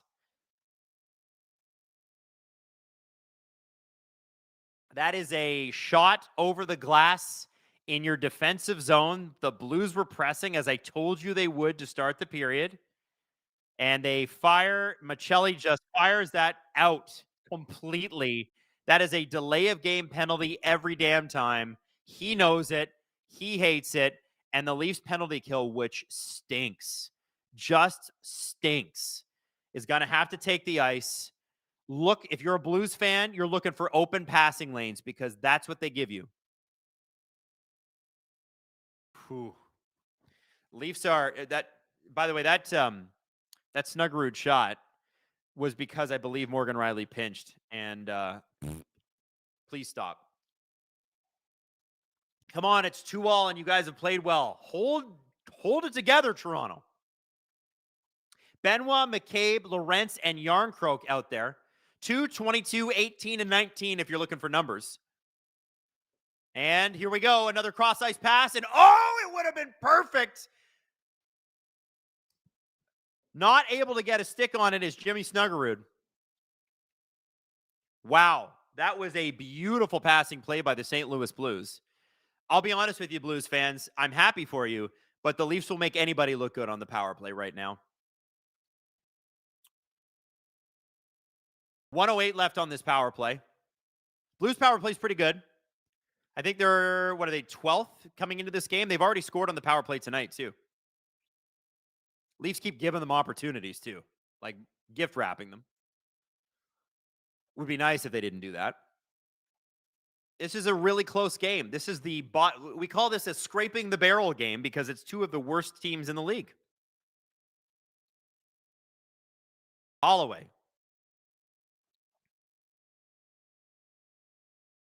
Falk down low. Suter to Falk. Back to Suter. To Kyrou. Back to Falk. To Kyrou at the blue line. To Falk at the blue line. Shot. Whoa! Makes the save, and then it goes out. Beautiful, wide open cage for Jordan Kyrou, but he shoots it over, and you can see him quietly say the F word to himself. Boy, he's mad about that one. Joseph Wylde just got a piece of it on the initial shot. I think it was Snuggerud with the shot. If I got that right? And Kyrou had a wide open cage. And I think Steven Lorentz actually might have got his stick down and deflected that one. Oh, close, man. Close. This game should not be this close. The Leafs were dominating. They let him back in. Dan Patrick says, time to mail in this season and hope for a first overall pick. This team is not making the playoffs. Sedin Magic 15 says, that's a nervous play. Buddy, welcome to the Leafs defense where they, even when they touch the puck, they treat it like it's a grenade about to explode. Ah! Ah! Don't give me the puck. Don't make me do stuff. Michelli is back on the ice. Joshua to Michelli. Michelli's got the fresh legs. He's with McMahon, who's got deceptive speed. Leafs are going to want to change and get, a scoring line out there. We'll see who they got. There's Tavares. Wingers need to change. Mermis and Stetcher. And there's Stetcher handling the puck, busting his buns with those skates. Not the most efficient skater in the league, but he can move. And you saw it there. He made a nice outlet pass, and the Leafs put it into the zone. They didn't get it deep, though, unfortunately. There's Stetcher again. Down low to Mermis. Stetcher's looked really good tonight. He's got a real opportunity in front of him here in Toronto. He can actually be a top 6 guy every single night. They do not have players like him. And with OEL and Riley, if we can get Riley back to whatever game he's got left, OEL's played great this year. It just gives them another option. Because Philip Myers just became like a non-option. You guys are watching. It was brutal. And I feel bad for him. He had a good year last year. JP says, I'm curious if any college football, if you know any college football tops toy game names, with my state having the Brawl of the Wylde this week, I'm curious. You know what, JJ? I don't know college football very well. I apologize. It's not my, it's not because I don't want to. It's just because I don't have time. There's only time for so many sports. Now, I need to talk to you guys about something. The fact is, it is the Bally Bet SDPN Tuesday night watch along. We're going to do one on Thursday too. Columbus Blue Jackets. Now, every Saturday this season, you can unlock a 100% profit boost with Bally Bet. Use the promo code SDPN. This is in addition to Bally Bet's site-wide welcome offer where you get $50 in bonus bets when you wager $10. Now, please, I need you to know that that's only available in the United States, but we are cooking up something special for people in Ontario because, listen, I don't know if you're a Blues fan watching us or if you're a sicko watching us and laughing at the Leafs because you just want to see somebody crash out. Don't worry. We're going to have fun, but it's going to be silly. If you're looking for something to do in Ontario, we're going to make things fun for you with Bally Bet. We're just kind of working out the particulars. It's coming, though. Draven says, saludos from California. Come have fish tacos, damn it. Also, are those your hockey figurines, Adam? No. The only hockey figurine I have, it's not even up here. I have a William Nylander pop socket, but I also have, we got this Max Verstappen pop socket. That's what these are called, right? Pops. No, Funko Pops. Pop Socket. What am I saying? Funko Pops. But yeah, no, these are all Steve's. And by the way, all of these hockey figurines are Steve's hockey figurines that are leftovers, ones he didn't already use. They were just sitting collecting dust. So now they're my background. The books are mine though, and there are a lot of them are new books. Kevin McGrand's book in there, Rick Westhead's book in there, Matt Sundin's book in there that came out last year. Whoa!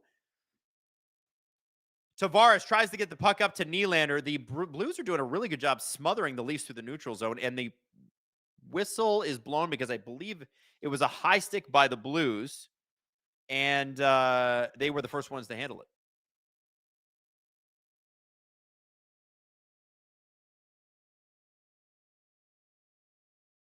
I have to say, I got to give mega credit to our guy Easton Cowan tonight. As much as he was stripped of the puck, I think he's doing an admirable job in the top six. It's kind of like Matthew Nyes in his first full season with the Leafs. You know, he had 30 points. He was a really good player, but he wasn't the standout. But you know, with Nyes and with Cowan, you're like, okay, we got some guys here. We got some guys. Matthews, if he was healthy, Nylander is here, Tavares is here. If this season is a bum season, and they happen, well, then you rebuild or you retool. You don't do a full rebuild. And you got some good players here. All is not lost, Leaf fans. All might be lost this year, though. I'm not going to lie. All might be lost for Berube and Treliving if this doesn't turn around. We'll be looking at a new GM and a new head coach if this doesn't turn around. But we can't seriously talk about that yet. We are not deep enough into the season, as impatient as you all are. Also, Berube's owed something like $11 million on his contract. So the Leafs don't want to pay him $11 million not to play for him. And Pete DeBoer, if you're hoping for him, he'd be just as expensive. And no guarantee that works either. They're kind of stuck. Domi tried to feed Cowan. McMahon keeps the puck in, gets it to Cowan. Cowan cycles it back to Riley. Great play. Riley shoots. The puck hits a Blues stick. He is mad. He knows he missed a great opportunity there. And there's Easton Cowan. Really great offensive instincts. The Leafs basically told him, listen, dude, if you're going to make the lineup this year, you're not going to be a top six guy. You got to be a little bit more of a pest. You got to be a little bit more defensive minded. And here he is playing top 6 minutes, just as we all predicted, and playing them well. I don't blame Riley for that one. Sticks just get in the way sometimes. It's frustrating. Robert Betts says, now I know the line which by George Carlin came from I Can Dream, Can't I? He must have been a Leafs fan. Yes. Any tragic hero that you know, perfect Leaf fan.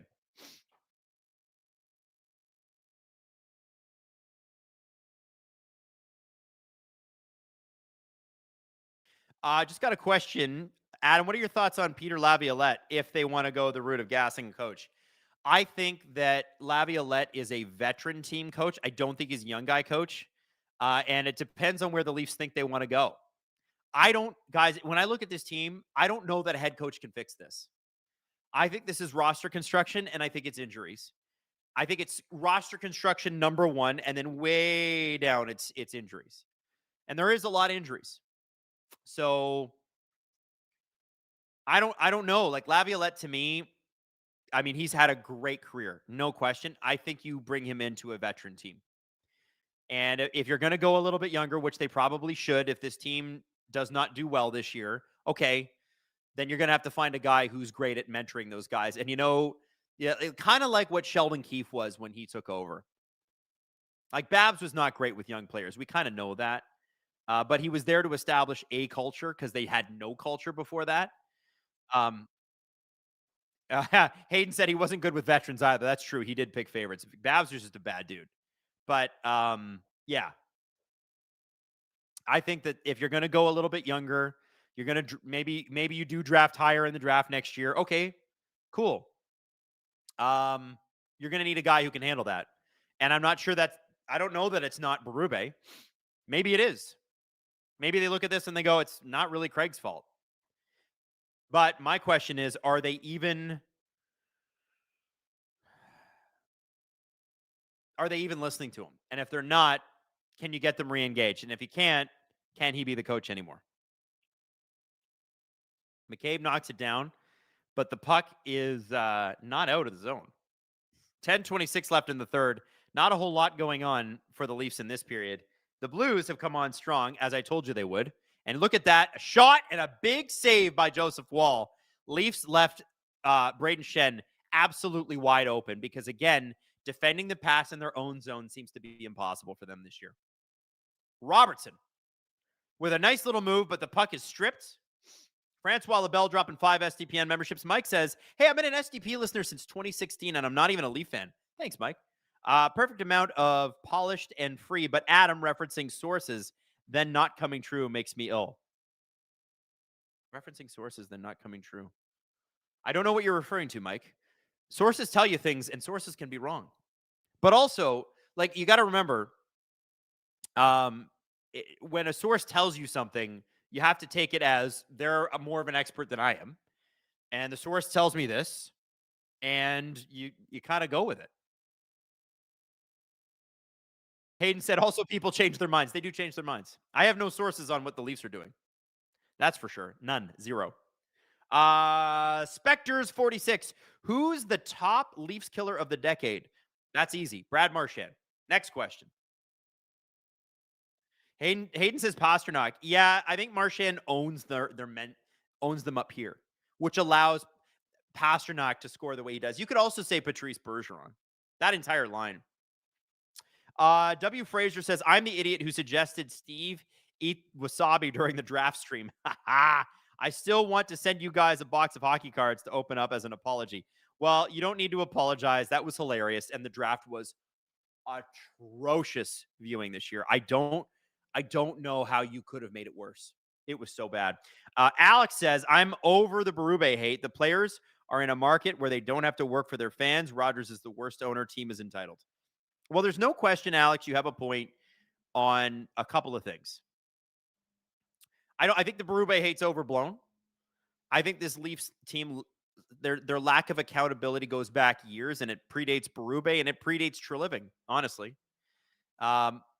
When you consistently lose the way that the Leafs did in 1920, in 2020, and then 2021,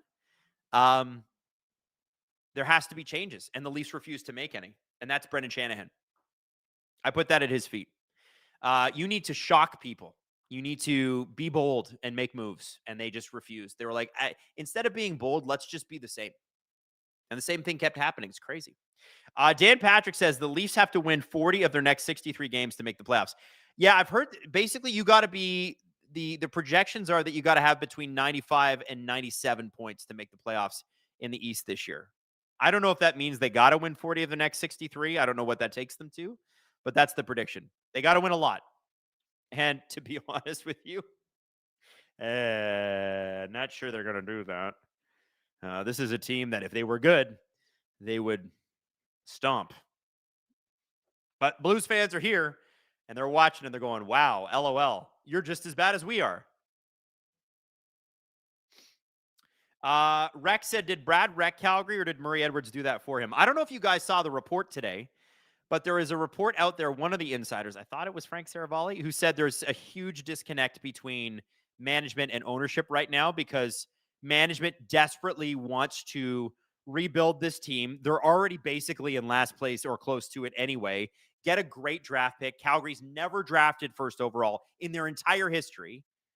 Trade Kadri, trade Coleman, maybe a trade Uyghur as well. What value that guy would have on the market? Like you'd be just raking in stuff. But their owner's a dipshit sometimes, allegedly, and doesn't want to do that and thinks that they can build. Oh, Tavares with a shot. Thinks that they can build around a core of Kadri, Uyghur, and like Huberdeau. And guys, I don't know how to tell you this. It's over, man. Get Dustin Wolf a young, fun group to play in front of him. So, yeah, I think Treliving was a part of it. He was the general manager for 10 years. Of course he was a part of it. I think one of the dumbest things he did was hire Bill Peters.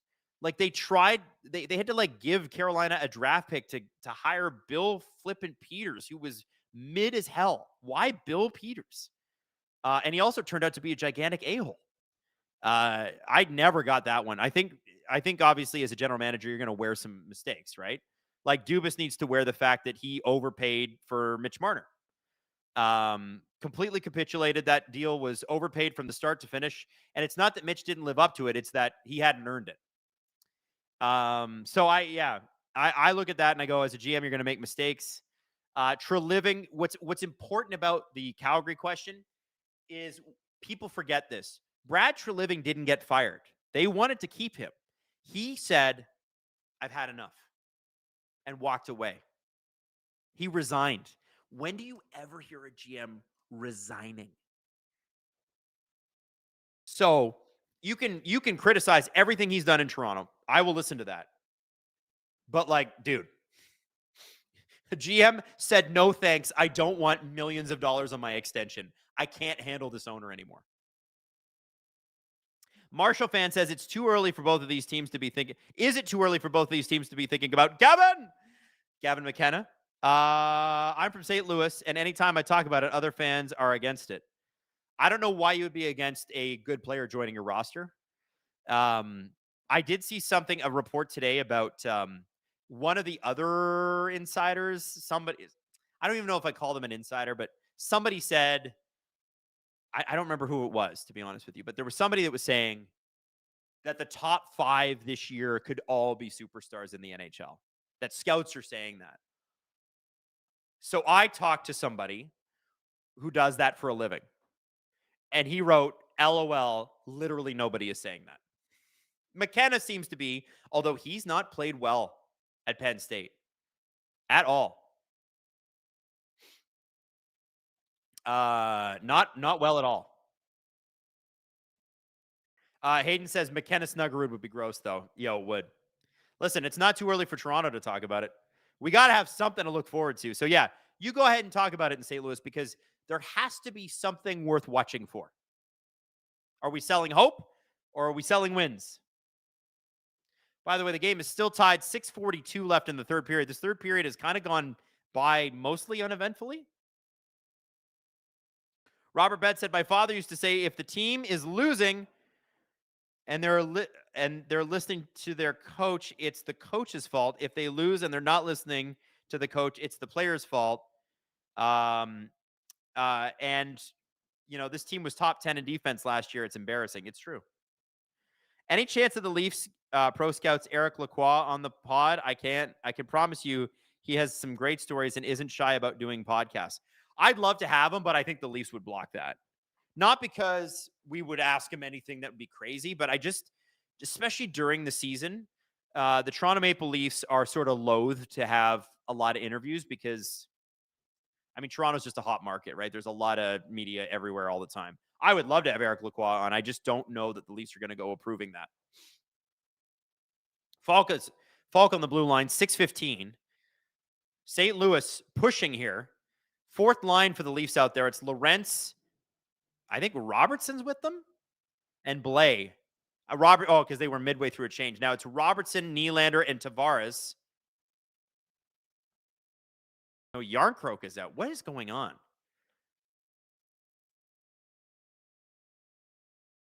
So Benoit, Joshua chips it up to Yarncroke. It's intercepted by Sundqvist. Tavares with the puck. Flips it in. Why do we have Yarncroke, Tavares? Oh, there's Willie. Okay, I guess Robertson was out there too early. Yarncroke just missed a great opportunity. Great setup by Willie and great play by Tavares there to get something going. I got to tell you guys, listen. Blues fans, Leafs fans, I love you. We don't have good teams here. That's why this game's so entertaining. They're both bad. They're both around the same level. Windwalker, 57. How often does a first pick actually get a team to win? Seems to me they usually spend a few years stuck on a bad team before winning somewhere. That tends to be what happens in the NHL. Like, Austin stepped in and scored 40. But remember, the Leafs also had Nylander and Marner in their first seasons, and they had JVR, Tyler Bozak, Nazem Kadri, Morgan Riley was there. You know, they had a breakout season from Nikita Zaitsev, the only good season he had in the NHL. Jake Gardner, they signed they traded for Freddie Anderson. Like, there was a lot of things that had to happen. Whereas you look at last year, Macklin Celebrini, and Will Smith and Will Eklund. Oh, McMahon with a great move. Shot. And that's gloved by Binnington, and he's going to hold. Nice little move by McMahon. Usually, yeah, it takes a couple years. But this is my point with the Leafs is that, like, kind of like with the Rangers about 3-4 years ago. Well, okay, maybe it's longer than that now. Whenever they signed Panarin, the year before that, they said, we're retooling. We're going to trade some old guys out. We're going to get some new guys in. We're going to draft high. And then Panarin became available. They brought him in, and all of a sudden they were, East favorites again, and they rebuilt quickly. Jeff Gorton, by the way. Jeff Gorton was the mastermind there. I think the Leafs already have players. I think we know this. Players in the system that if they're healthy and if they're firing on all cylinders, they're a threat. I don't know that they have enough in terms of what they need on defense. I think their goaltenders are good. So, can you ship out a bunch of guys at the deadline this year if it happens to go that way? Sell. Grab some draft capital. Use some of it to trade. Use some of it to draft. Even if you don't get like a Gavin McKenna, you gotta, if you're gonna miss the playoffs, you gotta get a couple first-round picks. You do. Because Boston, unless you're drafting in the top 5, has your pick. Stickwood says, if they miss the playoffs this year, I honestly believe it will be the best thing for them. Well, it all depends on how they handle it. Remember, they could screw that up too. The Buffalo Sabres, when they went into their rebuild, screwed it up and have continued to screw it up for more than a decade.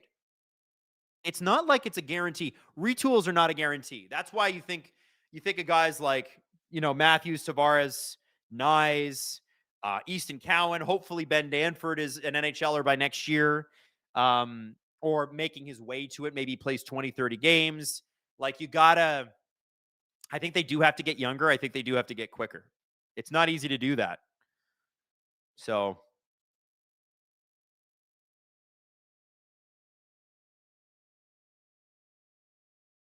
would you trade one of the goalies for Brett Kulak? Hell no.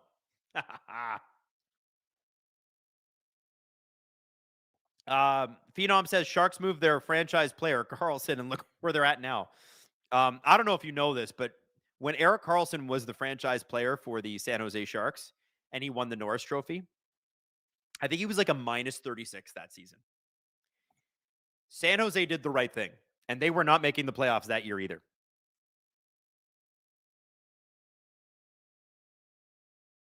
Hayden says, you know how you can tell these are two really bad teams? How can you tell, Hayden? Hayden said there hasn't been a single scrum the entire game. That's true. There's no flame. There's no tension in this game. There's Domi. Oh, Domi didn't do anything with it. That was a nice little run.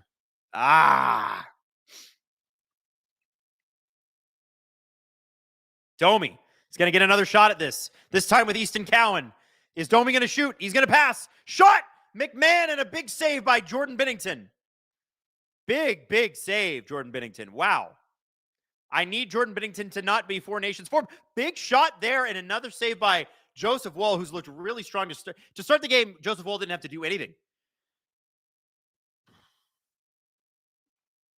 Now he's looking great. Yeah, Hayden, you make a really good point. There is no tension in this game. Everybody's like, well, listen, let's play hockey, but let's not get hurt. Oh! Snuggerud with another shot, I think. No, that's Kyrou. Different number, Adam. Different number. Boy, you cannot give up opportunities to Jordan Kyrou like that. He was wide open. What are we doing?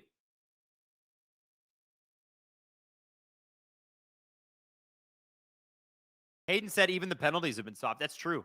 Other than the Max Domi one, they've all been sort of like, oh, I breathed the wrong way. I'm going to the box now. BC says, how's my Oilers legend Troy Stecher doing? Actually, he's looked really good. And you know what? A credit to him. Also, probably a good time to mention to you that the Leafs defense kind of stinks. Muckmeh says, beautiful 80s stash, boy, Adam. Which actor would you choose to play the role of you in a fictional rock star life after the success of your school band? Oh, man. If the Revelers had made it, who would play me? Everybody says David Boreanaz and I have a resemblance. Hayden says a young Josh Brolin. Anybody with a gigantic noggin. If you got a big head, you can play me. You can play me. Big head, mild intelligence. Mild, at best. What else we got here? David Owens, I snuck away from a date night to watch the end of this. Well, David, congratulations and welcome. You're missing one of the more competitive Leaf games of the year, and it's because they're playing a team equal to them in badness. Shots are 12-6 for St. Louis in the third period. Stickwood says, I already got you, Stickwood. Never mind. People are saying Brendan Fraser, Matt Damon. Justin says, I say Jacob Elordi. You know, we both have that chiseled face. We're both known for that jawline and really important roles in Euphoria. That hot tub scene where, is it Jacob Elordi's in the hot tub and like his girlfriend just starts a fight with him?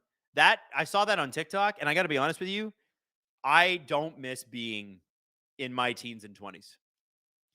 It's just, it's loving people when you're in that age group. Oh my God. You just don't know anything about life. And it's painful. That scene is painful. That show's kind of painful, I'll be honest. Not my favorite. I know people love it. I don't fully get it, but I know it's a bit of a cultural phenomena. Sedin Magic 15 says only mild intelligence. Listen, if you want to call me smart, you go ahead. Kaiden says over under for the Leafs, 40.5 wins. It's looking like under, buddy. It's looking like under. We'll see.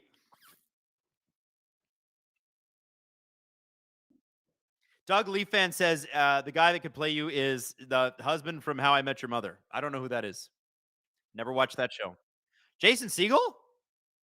Oh, I would be honored. I love Jason Segel. I think he's amazing. So Hayden loves Shrinking. That's the one with Harrison Ford. It's on Apple TV. You guys should watch that. I love Forgetting Sarah Marshall. I love that, where he's naked at the beginning and she's like, can you please put some clothes on? And he's like, but if I put some clothes on, you'll go away. She's breaking up with him and he's naked.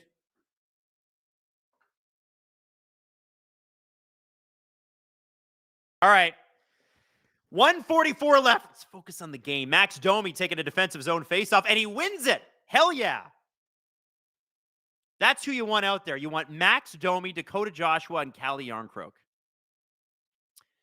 You guys are all playing checkers. Berube's playing chess. And, hey, listen, they did their job. They got an offensive zone faceoff. That was the whole goal of putting that line out there. And the Blues iced it, and out come McMahon, Tavares, and Nylander. McMahon, Tavares, and Nylander. All right. And by the way, welcome everybody. If you haven't been here for the stream, I'm noticing the numbers going up, so it is awesome to have you all here. This is one of the closest Leaf games we've seen this year, and for Blues fans, it's probably one of your closest games too. I haven't watched every Blues game, but I know their record ain't great. Tavares wins the draw. Nylander. Floater in, and it's tipped by Tavares. I think that was sort of a set play, but Berube. Binnington is able to get a hold of that. Braden Shen watching William Nylander very closely there before going off. 1:14 left in the third. Sogs, shots on goal, tied 28-28. Leafs really had the hammer down for the first half of this game. The Blues have come on strong for the second half of this game. Both teams are just horrible and slow and hilarious. But it's been a good game. Entertainment-wise, if you're going to pay for a ticket, this will be a good game. If you ignore the wider context that's sort of depressing for both of these teams that were in the playoffs last year, both lost in Game 7s, by the way. Blues lost in Game 7 in the first round. Leafs in Game 7 in the second round.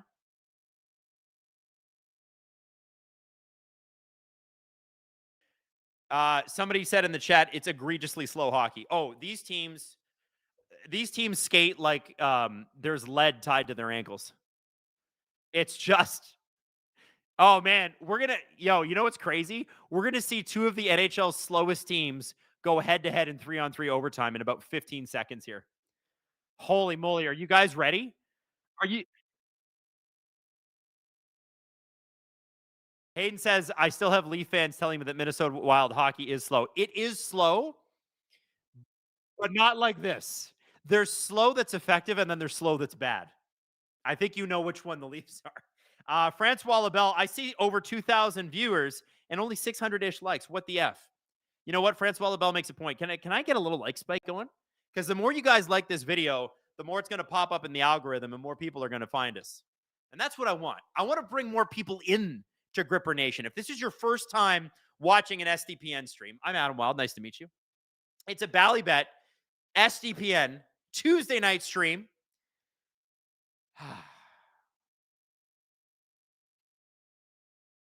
Who's my pick for overtime? Hayden says. Okay, I'm going to give you my pick. I think for the Blues, and Blues fans back me up on this one, Jordan Kyrou and Craig Berube did not get along. So I think it's going to be Kyrou. He's looked good tonight, and he was benched last week. So I'm going to say Kyrou for the Blues. He's had some really good looks. Joseph Wall has had to make some good saves on him. And for the Toronto Maple Leafs, you know what? We've had a McCabe goal. We've had a Lorentz goal. Who's likely to play? Can we get a Max Domi goal? Does that feel right to anybody? Like, I don't think Sammy Blais is going to play a lot. I don't know if Matthias Michelli is going to play a lot. You know what? No. Bobby McMahon. There it is. I bump Bobby McMahon. Jordan Kyrou for the Blues, Bobby McMahon for the Leafs. And by the way, if the Leafs don't win the faceoff here, I mean, thank God Joseph Wall's in net, but if they don't win the faceoff here and get possession right off the faceoff, I'm scared. I'm legit scared. By the way, over the course of their 5-game losing streak, which the Leafs are currently on, they are 0-4-1. So they have 1 point in their last 5 games out of a possible 10. Tonight, will it be 3 of 12 or 2 of 12? Who's to know? We'll find out in the next 5 minutes of play. Guys, drop a like in that chat. And we want to know who's going to win in overtime. Leafs, Blues, or shootout? I'm going to say Leafs win. Please don't give me the slowest shoot. Can you imagine we get a shootout? It's like two marble statue teams just going at it. 2 beer league teams.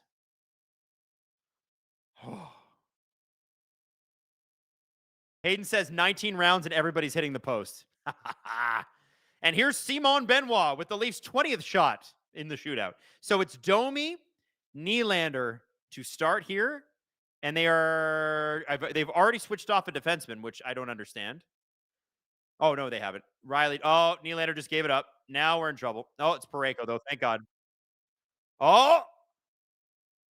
Here comes Kyrou. Watch out! Oh, and Riley blocked that one. I told you, Kyrou, man. He wants this. He wants to give Craig Berube the double bird. Smash that like button, like they used to say in 2014 YouTube. Check out this prank. Oh, nice shot by Robert Thomas, and it is turned aside by Mr. Joseph Wall. All right, somebody said 8-ball time. Here we go, Magic 8-ball. Will the Toronto Maple Leafs win in overtime? It is decidedly so. So the 8-ball says, yes, the Leafs will win. I'm going to be honest, it doesn't look good right now. They can't, usually when they lose the puck in overtime, they don't have the speed to get it back. So I feel like, the way that Buchnevich just ragged the puck there. Here we go. Toropchenko. Oh, here we go. We got Domi and we got Nylander, but they're both exhausted and can't take advantage of that potential rush. Domi to Tavares. Domi is going to come off. Tavares is going to be alone. 1-on-3. Shot! And Binnington turned that aside. We're going to get a ozone face-off draw. Sorry about rubbing my nose. It's just super itchy. Oh. All right, kids. By the way, the mustache. 53% of you said you love the mustache. 19% of you told me to shave it off. And 28% said I refuse to participate. Wow. All right, Tavares wins the draw. He's out there with Cowan and OEL. I kind of like this pairing, actually. Easton Cowan has been good tonight. OEL's been good this season. Tavares has been an absolute rock star this season. Cowan with Robert Thomas on him. Tavares through the neutral zone. Shot! And that is also tipped wide.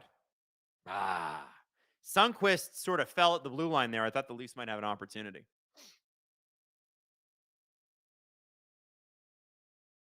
Hayden says there should be an over and back rule in overtime, kind of like in basketball. When once you cross center, you can't go back. I 100% agree because I hate, like, the point of 3-on-3 overtime is for a quick, exciting resolution to the game. That's the goal. So why would we allow you to use the entire ice? You should not be able to rag it. Dude, I would even be in favor of a shot clock. Like, that's how anal I am about the fact that I do not want defensive coaches ruining overtime for us. Like, once you cross center, you got to get a shot in that hits the net within 30 seconds. Otherwise, turn it over. I don't know how you would do that, though. It's tough to ref a game like that. You know, like, hockey is such a fast game. It's really difficult. And then we're debating, like, is it a shot? Here comes Shen. That puck is deflected into the netting by Morgan Riley. Good little defense there by Morgan. Listen, I know I'm hard on him. I am hard on Morgan Riley, but I will tell you, when he does well, I cheer for it because I like Morgan Riley and I want the Leafs to win. Chris says, dude, call the game. You call the game, Chris. All right, I'll call the game. Tavares, McMahon, McCabe out there. Couple of Micks and a Johnny T. Puck is won by Tavares, lost by Tavares, but the puck skirts by Colton Parayko back into the Blues' end. Parayko brings it up through center, looks backwards to try to get it back to a player, and he's actually able to do that at the blue line for the Toronto Maple Leafs. Parayko, again, the Blues are ragging this, and the Leafs fans are booing them, which they should. Like, we're not, play the game. We're not here to, like, manage your game. There you go. Kyrou trying to make I'm telling you, Kyrou is scary. He hates Berube. McMahon almost gets beat by Robert Thomas, but the puck, or the stick is down for Joseph Wall. Kyrou, Thomas, no, that's not Parayko anymore. That's Broberg.